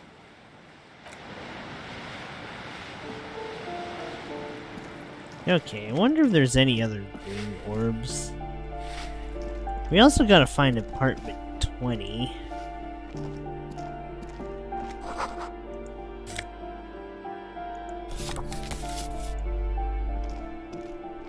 You hear someone walking around in... That's room 10.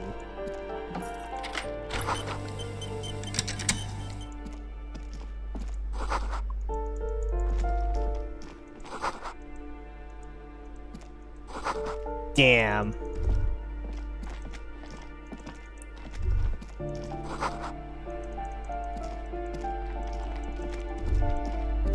That isn't just a 5-pointed star.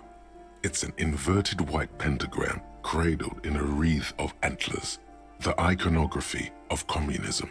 In other words, the star and antlers was developed in the 6th decade of the last century and quickly adopted by Mazov and the communards during the revolution. Even today, half a century after, the star and antlers retains the ability to evoke hope, disappointment, and fear in equal measure. To symbolize the toppling of the old order, Also, some social democrats were already using it. The wreath of antlers represents a natural crown. It was about building a society that could exist in accord with the natural world, and at the same time, because white is the color of peace. You see noble aims, but also mountains upon mountains of corpses. They should have taken a more measured approach. Also, you're really smart. The price of idealism, unrestrained by humanism. Never again.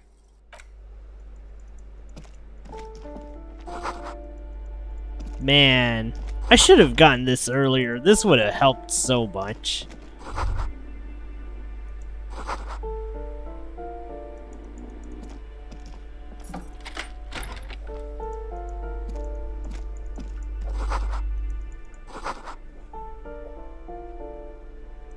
Okay, we need to find apartment number 20, though.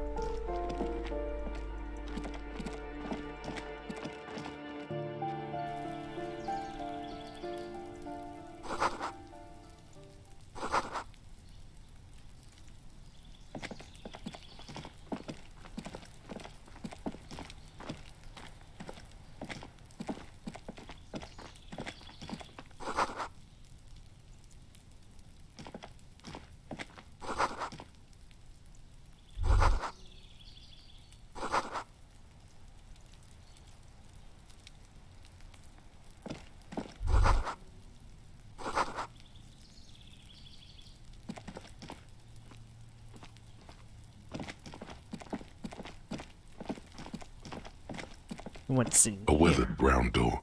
The number reads 20. This is it. Something smells good. Soup allons yo. The lieutenant motions to you to go ahead and knock. This is the door. You already know it's the right door. This is going to be so hard. Get yourself together. It's just police work. Don't knock. Just leave. You don't need this. You don't need to sad it up. You're right.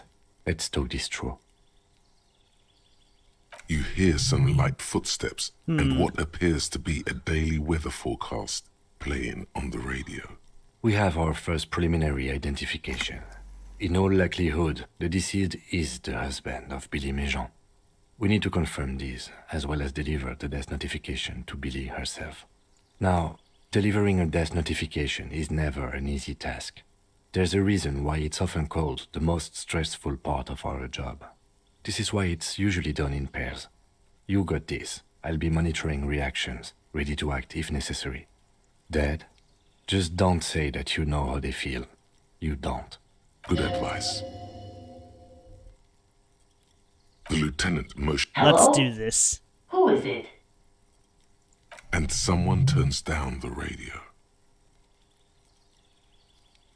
He gives you a short, encouraging nod. The police. A moment, please give us a moment. Tidying up. Nervously. There's fear in her voice. Come in. The door is open. This will not end well, huh? Okay, there's quite a lot of green.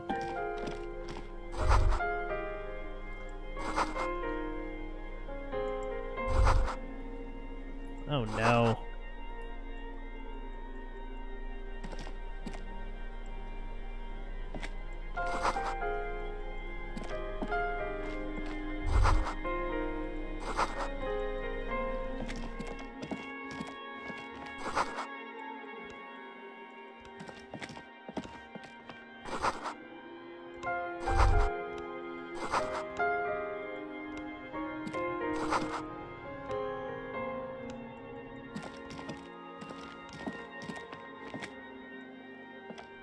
It's you from the book stand. This won't I end don't well. think I introduced myself properly. I'm Billy. Would you like something to drink? Tea? Lemonade? We're out of coffee. The lieutenant has taken off his foggy glasses and is busy cleaning them in his handkerchief for now. You're on your own here. He must feel vulnerable without his glasses. Is this why he's letting you take the lead? Is this about Victor, my husband? Is he in some kind of trouble again? I can come pick him up in the station if that's what. No, this is something much worse. Is he in the hospital? How bad is it? How about some small talk before you break the news? I like how this one is +4 because Kim is here.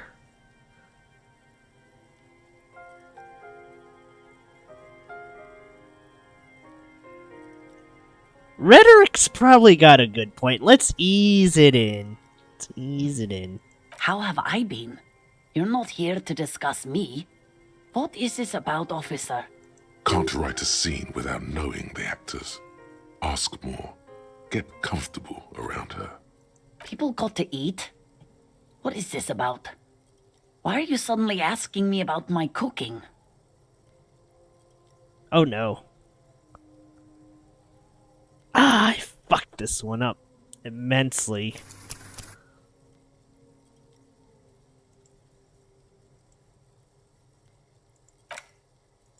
Ah! Okay, let's try that again. I really screwed the pooch on that one.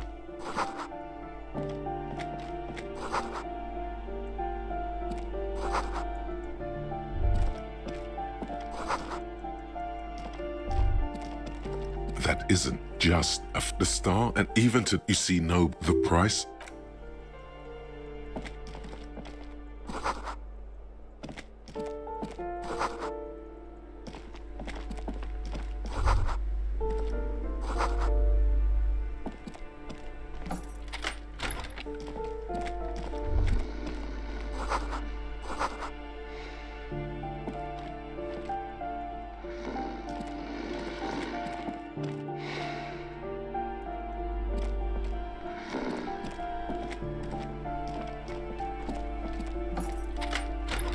Okay, maybe I should just straight up roll it.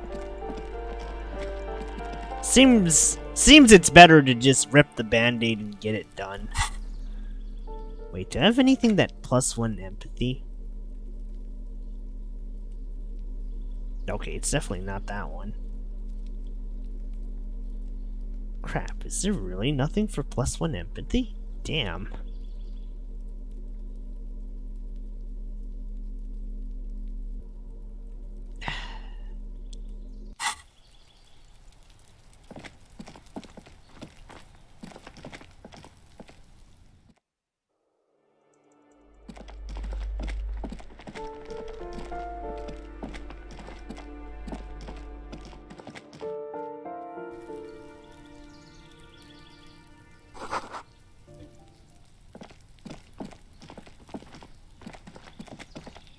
A weathered some lieutenant motion. This is the door. Get yourself. Don't knock. Just leave. You don't need... Hello? And someone turns down the radio.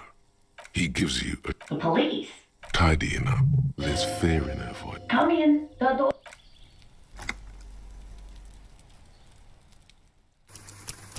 Ah, damn it. I forgot to freaking actually talk this through. Remind me to save once I, oh, actually, no. I think I can remind myself to save after all this. I will say, though, it would probably be good to get, those two Jamis Vu and, the 15th Indo tribe really early from Joyce. Unlike me. Because that means the orbs give EXP and money. I'm not sure how important the money is, but the EXP is definitely important. That's more cabinets to unlock, man.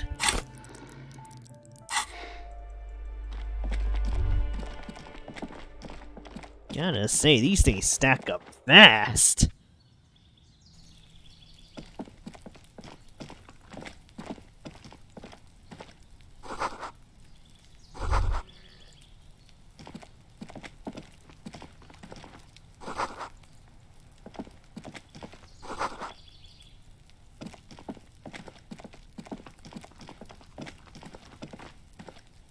A weathered brown. Some lieutenant. This is the... Get yourself... Don't knock. Just leave. You're right. You hear? We have our... Now, delivering a death notification is never dead. Good advice. Yes, it's hard. But there is no easy way to handle this information. It just has to happen. As soon as possible. The lieutenant motions. Hello? And someone turns down the radio. He gives... The police. Tidy, there's fit. Come in. Okay, well, it's time to tell her the bad news, I suppose.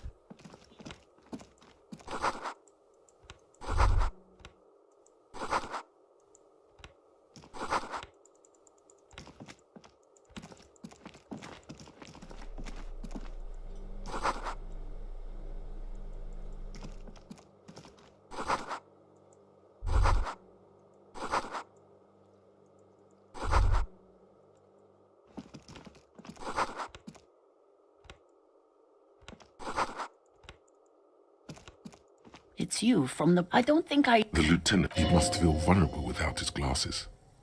Is this why he's letting you take the lead? Is this about... No. How about some small talk before you break the news? You've done this before. Just keep your focus.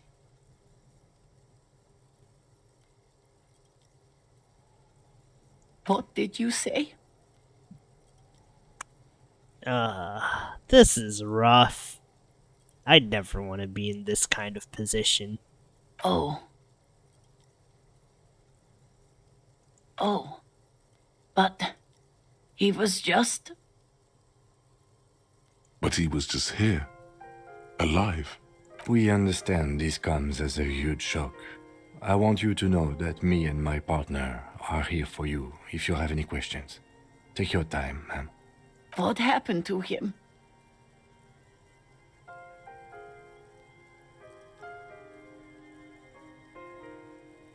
Was he drunk?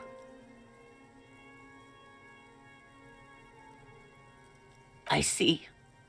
And you just found him there, lying in the cold. How long had he been there? If you say 2 days maybe, it will be etched in her mind forever. Do I really want to state the facts like this?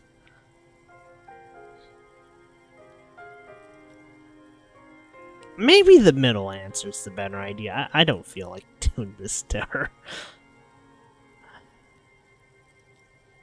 She blinks, eyes welling up with tears, as her hand starts searching for something from the pockets of her dress. Here. Ah. No. I just need to tell my girls. God, should I call them? Should I tell them to come home? No. A day.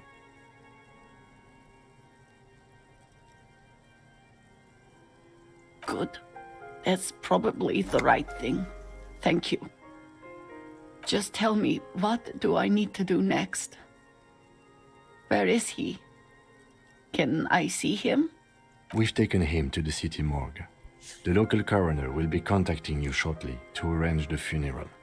Here's his number in case you want to contact him earlier. A very good call. Is there anything else that the RCM could do for you? No, I'll call you if something comes up. I'm still... Thank you. Thank you for telling me. I'll call if... We should step outside and talk.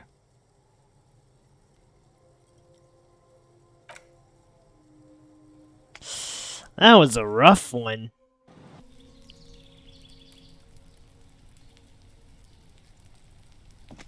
You did well. I'll call the station when we're finished with the day, and let them know the name of the deceased. That's it. We should get back to our case now that our duty here is done. They'll manage. They have to.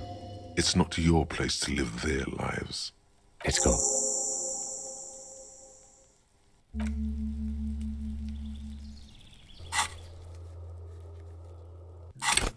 Well, that's That was certainly a fairly depressing episode.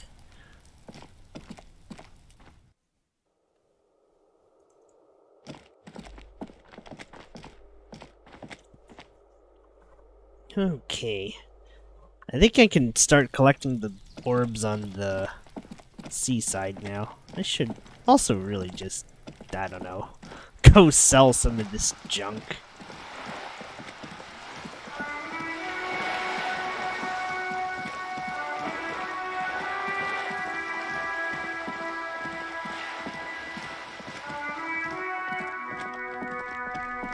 But man, that was not the news I wanted to deliver. This game is writing. I don't know, it's oddly cozy, but also incredibly dark. The tear machine stands and your bottles clunk into the machine, and the money appears with a satisfying jingle. Do you know what you should do with that money, kiddo?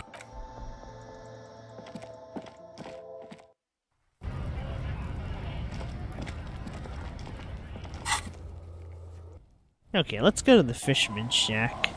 Actually, now that I can do something with all the green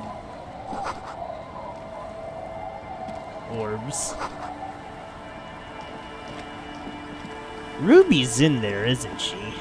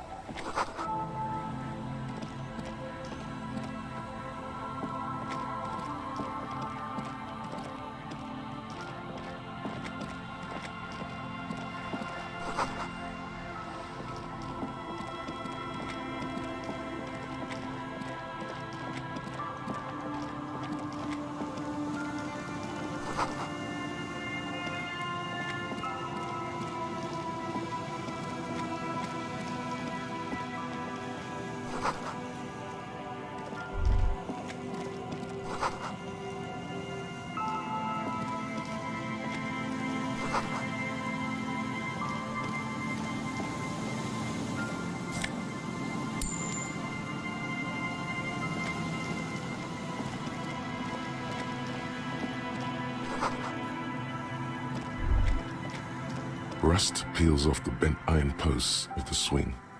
The wind whistles through the skeleton of the small house behind you. There's desolation everywhere. In this yard? He's assessing the situation. How long ago was it abandoned? Someone thought they could have a summer house in a bloc obscur for cheap. It didn't work out. They abandoned it about a decade ago. A black bloc, a part of the city left unrenovated after the war, or one that has fallen to gang violence, or has become inhospitable in some other way. Practically, it's not an official term in any way, but look around. No sewage, broken power lines, crime, drunks. Life is tough in the blocks. It's no place to build a summer house. Yes, for you to scavenge like a post-apocalyptic scavenger who collects trash and errant magnesium blisters. It's not meant as nagging, just an observation. We should move. I don't think we will solve the murder with forays into the urban hinterland, at least in this phase of the investigation. He's got a point. And we already got our 1.2 real from it, so...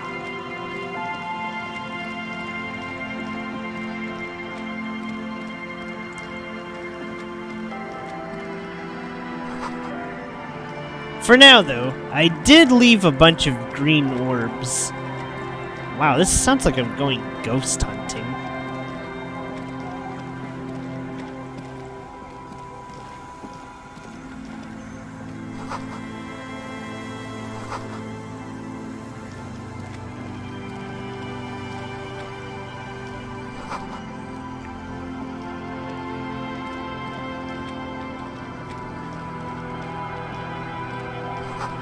Okay, there's like 3 kids here.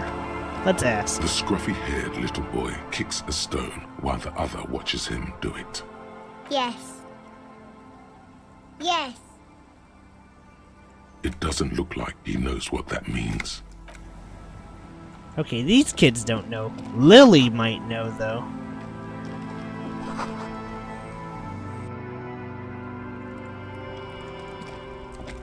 Hello, mister. Bye. Is that the phasmid? It looks like the phasmid, leaning against the wall. It's not the phasmid. It's not even organic. It's a fire iron. How disappointing. You were just following your instincts, your destiny. You're meant to find the phasmid. Just maybe not here.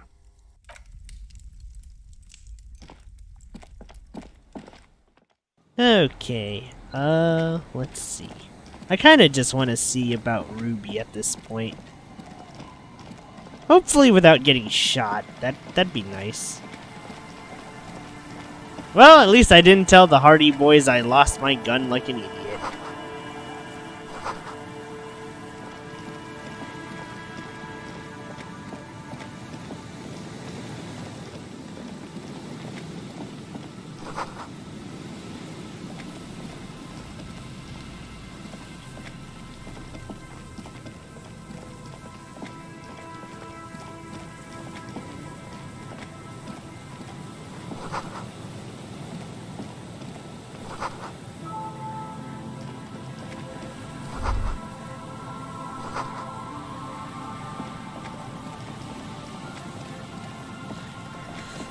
Okay, let's figure out how to get inside the church. At least I think there's a way to do this.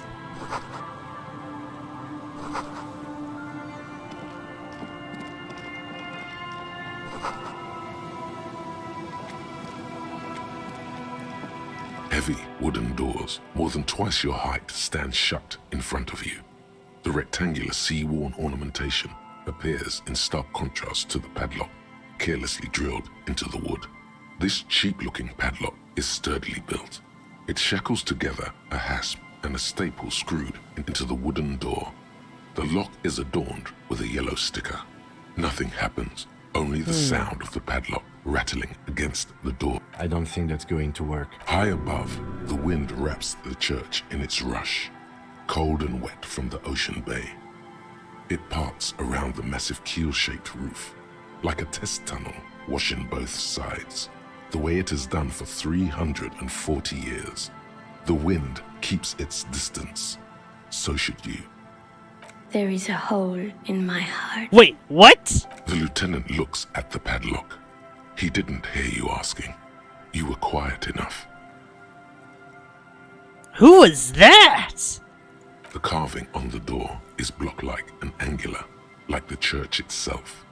2 large beams shoot downwards, sinking into the wood before they reach the threshold. The surface is smooth from the wind, but moist to the touch. You see a yellow circle with 2 X's and a big curve below them that looks like a mouth. You're pretty sure you haven't seen it before, but what the symbol depicts is clear enough. A smiling dead guy. The curve makes it smile, and the X's make it dead. There is something blindingly modern about this symbol. Its modernness puts to shame everything you've seen before. It's the contrast between the cheery, chemical yellow and the rigor mortis. As if the cheery guy didn't know he was dead, or the dead guy didn't care that he was. Either way, you get the sense the forces of future are at work here. He takes off his glasses and uses a blue handkerchief to thoroughly wipe them clean before inspecting the sticker. Then he looks up, pauses, and replies. No.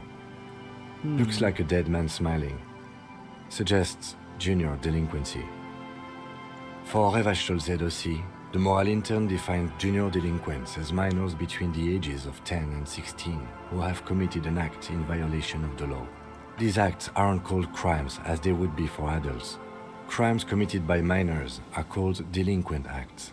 This was part of your officer's exams. I haven't seen that sticker before, and I'm not a youth. That level of conceptual thinking is not part of my skill set. Well, The padlock passes through a staple that's been hastily attached to the wood. Closer inspection reveals that one of the screws is not a screw at all, but a nail. The work has been done recently and is unprofessional, to say the least. Should you want to get through, it might be easier to just pry the whole thing off. Maybe we should circle the building first and look for another way. The building has seen enough mistreatment. There is a touch of guilt in his voice. Yes, the pulsing base. A sure sign of junior delinquency, somewhere east of here. There's something on the sea ice there.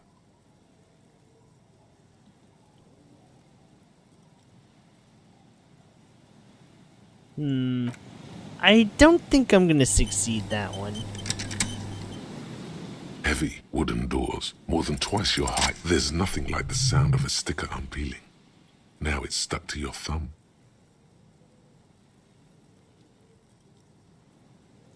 Looks like today was a gold star day.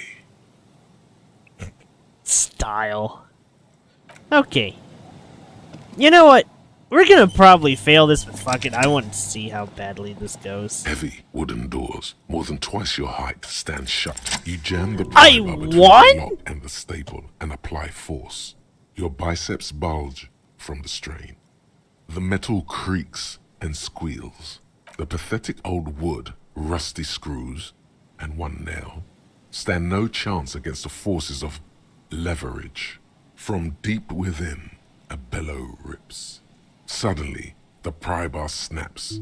Metal shavings fly everywhere. The upper half, between the lock and the staple, falls to the ground with a thunk. The broken edge of the snapped pry bar is smooth. Took the tip right off. A bad omen. Beware of this church. Tools break, officer. Try to control yourself. For example, see how calm I am, although you broke my favorite pry bar. I don't know. You don't? Or maybe we'll find a new one. I don't carry more than one pry bar with me. I thought this was a lousy way to enter a place of worship that's already in disrepair. I guess the church agreed. This was surely just a freak accident. I could go in that way, but no, let's not sacrifice our crowbar here. There's definitely a better way to do this.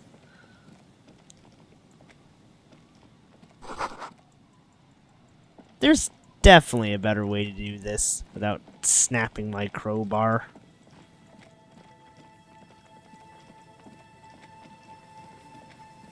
There has to be an entrance around here somewhere.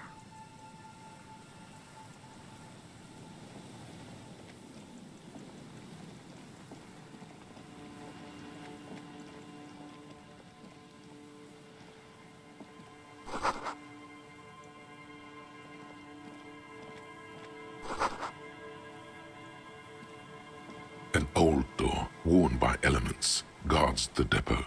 The wind has blown a sand dune in front of it. The door hasn't been opened in a long while. You see a handle. It's military. A service depot of some sort. Probably something that is no longer there. From here to the whirling, I can't see how. The church is in the way.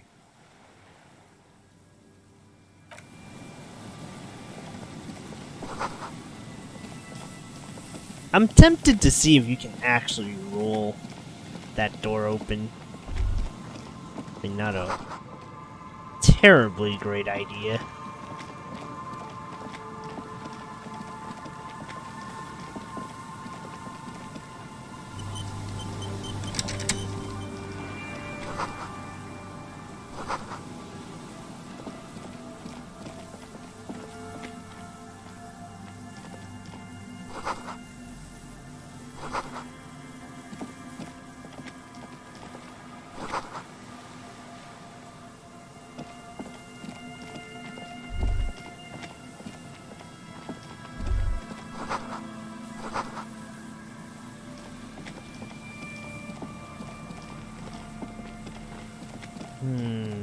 Darn. I want to just keep exploring more of this island.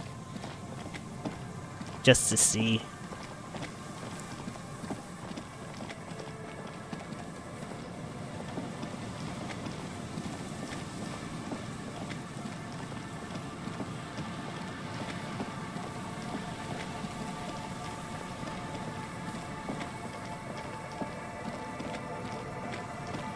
Oh wait, right. I think whatever I'm thinking happens after you confront Ruby.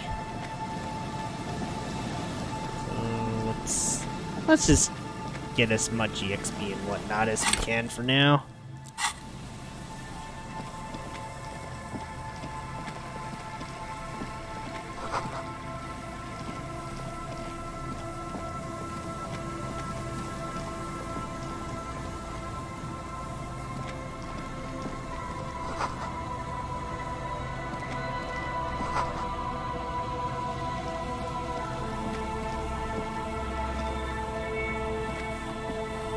Whew.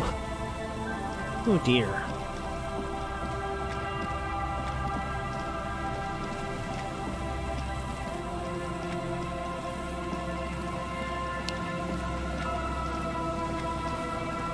Okay. Let's go back. Since Titus is here, we can squeeze him for info on Ruby.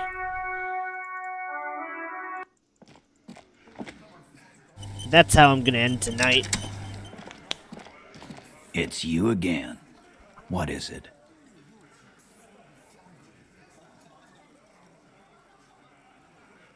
Why?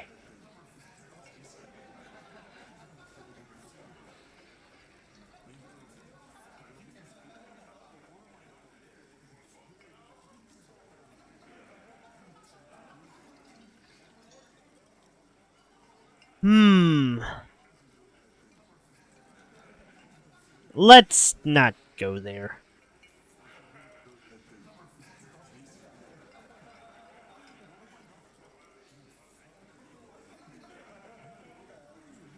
Sounds like you want to push this steaming pile of shit on anyone. And now you picked Ruby. Well, not on my watch you won't. Ruby's one of us. We're not gonna throw her under your moral intern steamroller. Fuck that shit. And fuck you too, moral Ruby is missing. If you hide from the police in a murder investigation, you become a suspect. You know how it works, guys. That's nothing. That's just legalese. You don't even have a sound theory. I don't want to be rude, but we're trying to get some R&R here. Think you could fuck off now? I think we'll keep sticking around, Titus. You'll be surprised at how quickly a theory presents itself if you keep looking.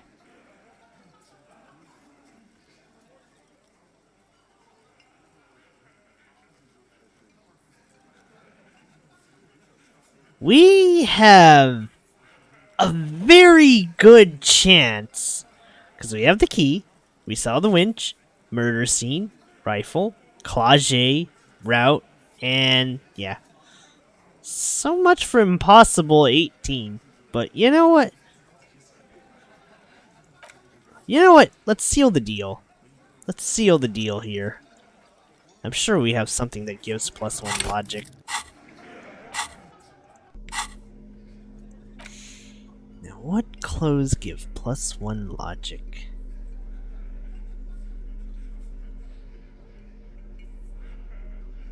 Oh, here we go. It's you again. I'm not failing this. Hardy's gonna lose. Big time. How is it still 97? Oh, this is some bullshit. What do you mean I can't push it to 100? I'm gonna try to push it to 100.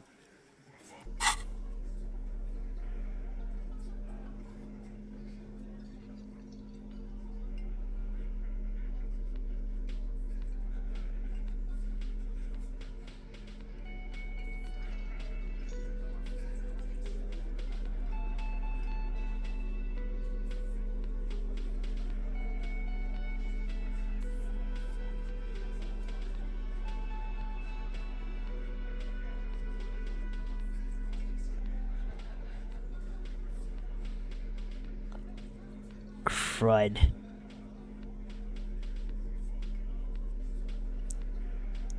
Dang, I don't think I can actually push this any further.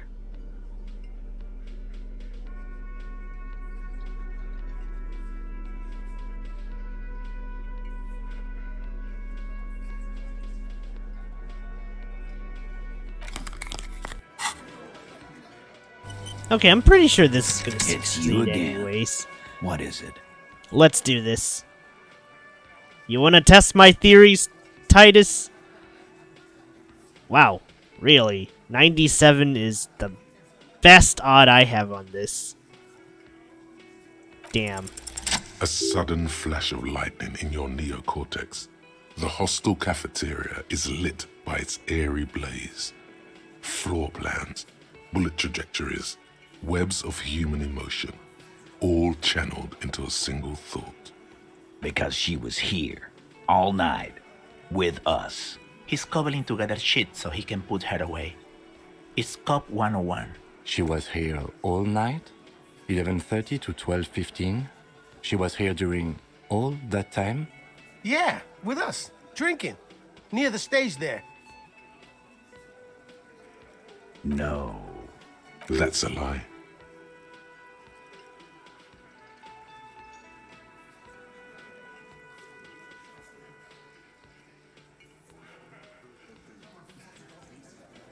Alright, she took a fucking leak, okay? For one moment. Maybe went out too. She has an operation to run from her lorry. We're not getting into what that operation is again, Cop. I'm gonna open you like a can of worms, That's bub. probably for the best. Don't break your stride now. And just 'cause she was gone for 5 minutes doesn't mean she magically got to the roof and shot him. I've been through this. It's not plausible. All right, we're in. We got Ruby unaccounted for sometime during the window. This was crucial. Now let's place her on that roof. You got his attention. Now don't ruin it by making weird claims. Remember, you can still mess this up.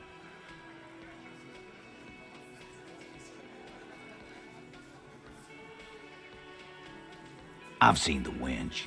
I'm not blind. You saying she reeled herself up by her collar, like some kind of... Kidding? Let's go with that. Point is, it's just a rusty wench. It doesn't put her on the roof. Why not? You can't draw a straight line into Clausia's window from any of the surrounding buildings. Not from what I know about Martinez. Maybe from the coast. But like I said, I've been too busy dealing with you idiots. So no, I don't think it was a sniper. It was close up. 72%. There's a percentage and all. Where'd you get it from? Your guys in the lab? Definitely lie. The truth is not credible. Wouldn't hurt to have one of those in Martinez. Let's go with Still, that. all the labs in the world don't put her on that roof. How'd she get there? Climb?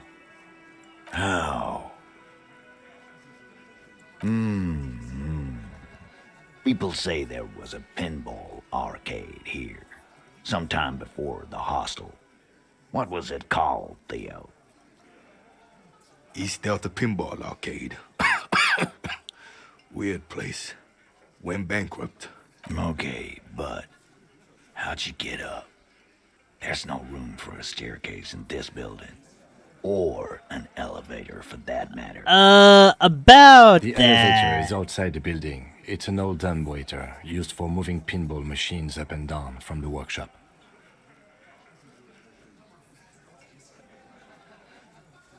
Ruby could have gone up, shot him, come down, all under 7 minutes. That's quite the theory. We need to have a look at that secret passage, boys. I'm on it, boss. Right when the law clears, me and Angus are going up there. It's a dumbwaiter, not an industrial lift. How about I go instead of... Just now.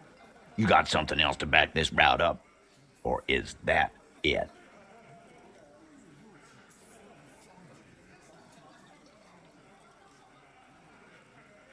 I don't like guessing, Cole. No one does. It opens the steel door in the kitchen, the one that leads upstairs to the roof. This key was right here, with you, all the time. Quit jumping to conclusions, Theo. You took that key. Did it look like it was recently put there? No, the ribbon was old, faded. It had been there for 20 years at least. I'm gonna say number 2. Making a copy is a weird one. Why? This doesn't make sense. It's damn interesting, but it doesn't fit well, and you know it. It doesn't fit well, but it fits, and he knows it. Also, it has to be said, this man would make a good RCM sergeant, or maybe even lieutenant.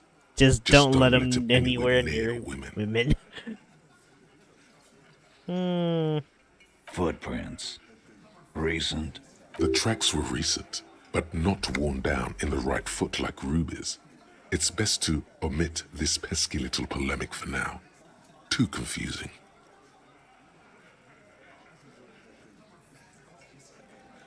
What else could you make out? How recent? What size? That close, huh? How fortunate. I'll take a thorough look at those prints myself before I believe that, Cobb. Good news is, I'm still listening.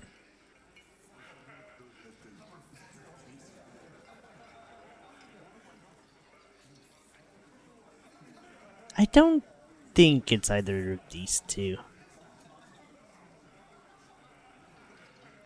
Firmly doesn't go well with could've. There's a route to the roof. Me and the boys need to check it out. That's what we've established. But a route does not put that bullet in his head. A gun does that, and Ruby doesn't carry one. Phase 2, murder weapon. Get a gun in her hand. If not that, then at least a shadow of a doubt. In the shape of a gun.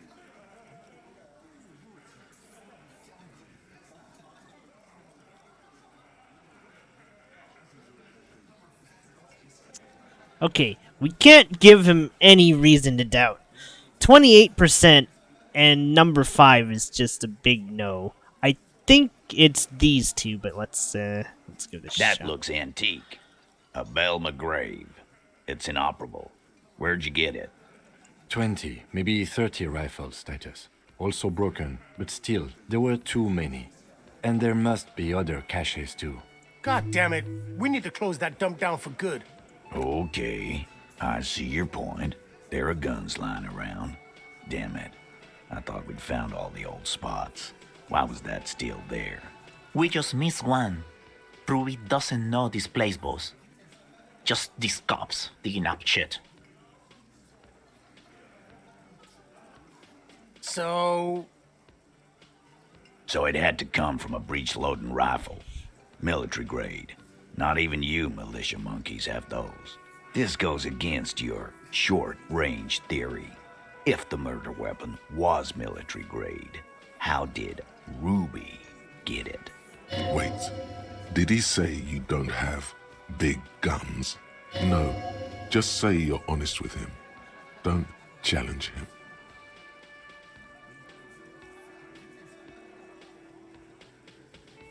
Right. That's mighty forthcoming of you. So, let me extend you the same courtesy. She's connected to you know what. Organized crime. Down in Jamrock, probably. He's not being too forthcoming. This is not a surprise. So she may have access to semi-automatics, but that's a long fucking stretch of the imagination. No, let's not say that.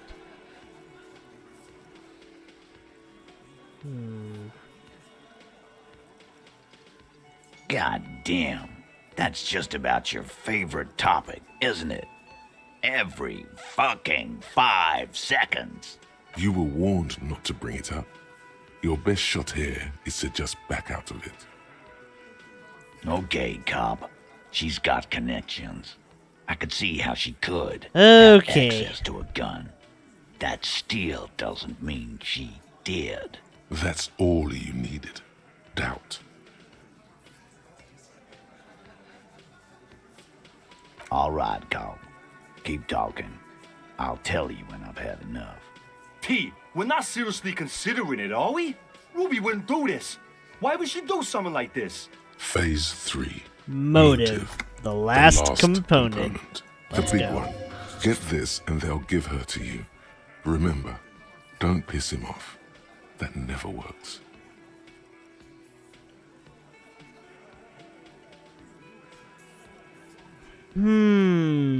I don't think it's that. I know it's definitely not that. That's probably going to get us killed.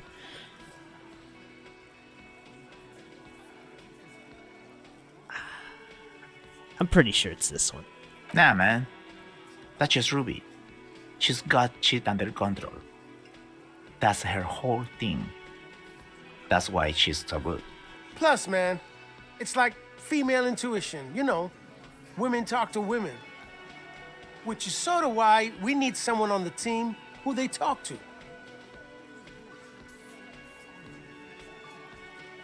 No. Not so useful.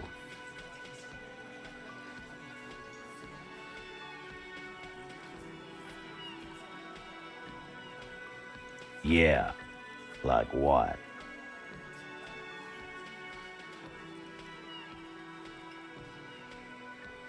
Do I really want to go here? No, let's. No. Let's get into it. What did she say? She didn't tell you shit. If she did, it was lies. And I suppose you have a theory on that. Think about it. Why go through all that effort? It was her idea, wasn't it? The hanging. You went along, but she suggested it. She had, like, a fully formed plan and shit. Right when she came back downstairs. Good job tying a noose around your neck, Shanky. I think we've got him now. Really, Shanks? Claudia wanted to talk to another girl, that's all. She was just the first one up there. I could have come up with that plan if I'd have been first. I don't know about that one. Time for a logics demonstration.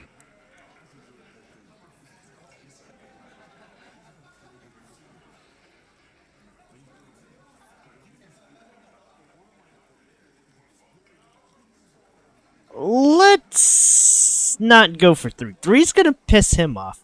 I don't care about the other 2. We just don't want to piss him off. So let's go with the smarmy little man. I didn't do it, fucker. It wasn't my plan. You probably did, though. It's just a thought experiment. Think, Shanky. You killed him. You got up there, shot him, cut down. Fuck you, man. I would never fuck my guys over like that. She didn't either. She would never do that. Why aren't more of you defending her? This is fucking stupid, Titus. Glenn, I thought the same thing when she skipped town and left us in this shit. Oh, so he didn't rule her out completely. And she skipped town. This is good.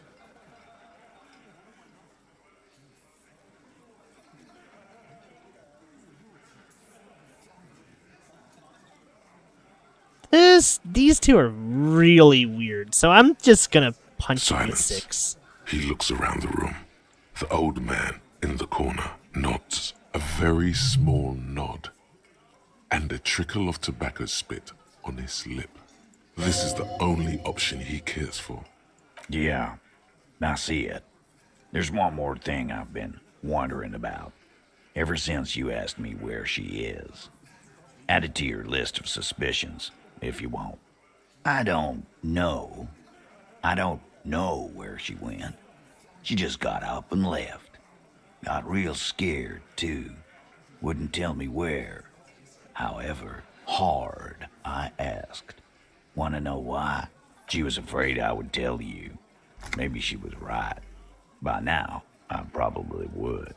She knew there's evidence on her, and she knew we'd find it. This is typical suspect behavior. why fleeing is always incriminatory.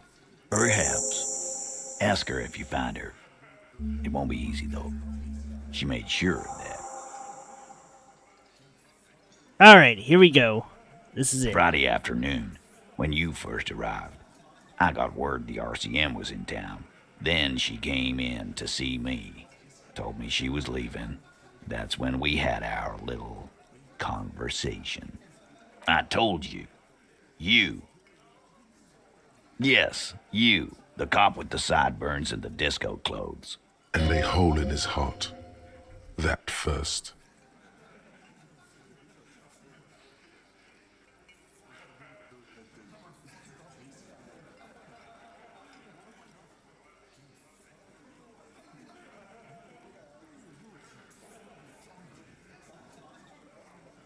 Why not?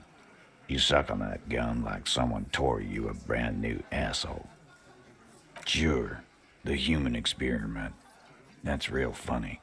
You know, when I first saw you limping here, I thought she was paranoid or sniffing her own supply. I told you. No, you. And a hole in his heart. That first. Sure. Normal. Unbelievably boring fuck. Say 7 boring wow. You know, when I first saw you limping here, I told you. Yes. And a hole in his heart. How can I forget? You and I are going to dance in the moonlight under 1 billion stars. You know, when I first saw you limping here, I thought she was paranoid or sniffing her own supply. But now I'm not so sure. She said you have a funny taste in clothes and that you won't stop until you have something on her. She said she's heard of you from Jamrock, that you're a human can opener, that you play suspects against each other, open them up like cans. Fucking hell. Titus, did he just... Open Angus up like a can? Yes, he did. Now, we can whine about it, whack him, or we can go on with our lives. I'm having a go on with our lives kind of day, Al. How about you? It's not an actual question. Silence. He nods. You are insistent. Yeah, there was something else. She wouldn't tell me, though. I could see she wanted to. It was burning on her lips. This cop, Titus, this cop, he... But she was too scared. She's not far. We know that much. She didn't take her lorry, so she's on foot. Good fucking luck, man. She knows this place like the back of her hand. You'll never find her. Yeah, Al, and we won't either. She's not really a hardy candidate anymore, is she? She's not, Glenn. A little. On the coast. Where have you looked for her, more precisely? More precisely, on the coast, past the waterlock. She's not here, so I'm thinking she's there. Sure, there's some shit houses there, a cinder block town. The fisherfolk there refuse to unionize, so that's one place we haven't looked. I hear they have a shack where junkies sometimes crash. Time for you to step up. We will start there. One more question. What does Ruby look like? Boyish. Hair's red. Dyed. She looks like a lorry man. The what now? She said she's building a pale emitter. What? We were talking about radio equipment. She said she's doing Ulan frequencies and a pale something. I don't know more. This guy barely understands what he's talking about. There you have it. Pale something. It feels like you'll get to know soon enough. It'll have to. His grip is firm and reassuring, like holding a piece of unpolished granite. Not just granite, tightly packed RCM Sergeant material. When are you gonna get it through your dumb head? I already am. I just wasn't sure you were. And he still isn't. People aren't afraid of good cops in the way Ruby was afraid of you, he thinks, then turns back to his men. Tremble. The time is now. Ta'ola. Time for the show. For Ta'ola. The hallowed time of fear and disintegration. A countdown has begun. All will collapse on its Ulogu Theodos. Xeno Zausin. What Ipoli the? Asithian. Echondes Fronisin. What is this? Russian speak? Alien speak? Ah, forget it. Monday morning, the moment you arrived in this reality, are the first crack in the sheer face of God. From you it will spread. Yes, you spoke the words of the Palindropos and the houses of Pericarnassus. Items, people, even words will tumble. All will lose its meaning in the coming years. That is why you marked yourself. It's totally also a coping mechanism. So you should be. The world island crumbles at your feet, and in the far plain, Palindropos. Perhaps, just a thought, this has something to do with the hangover. The face of the woman fractures. There will be herd killing. We all become vapor. I have so many questions is what I just got. Okay.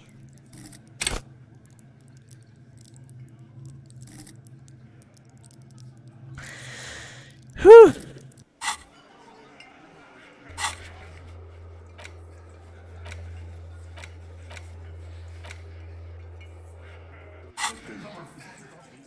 Alright, that was a pretty beefy episode. We got the gun back, we narrowed down Ruby, but it feels like there's still more side adventures to do before this all ends.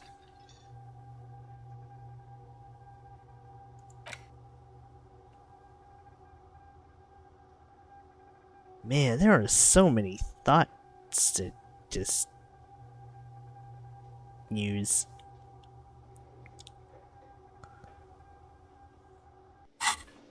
Admittedly, I just want to kind of dump this into hand-eye.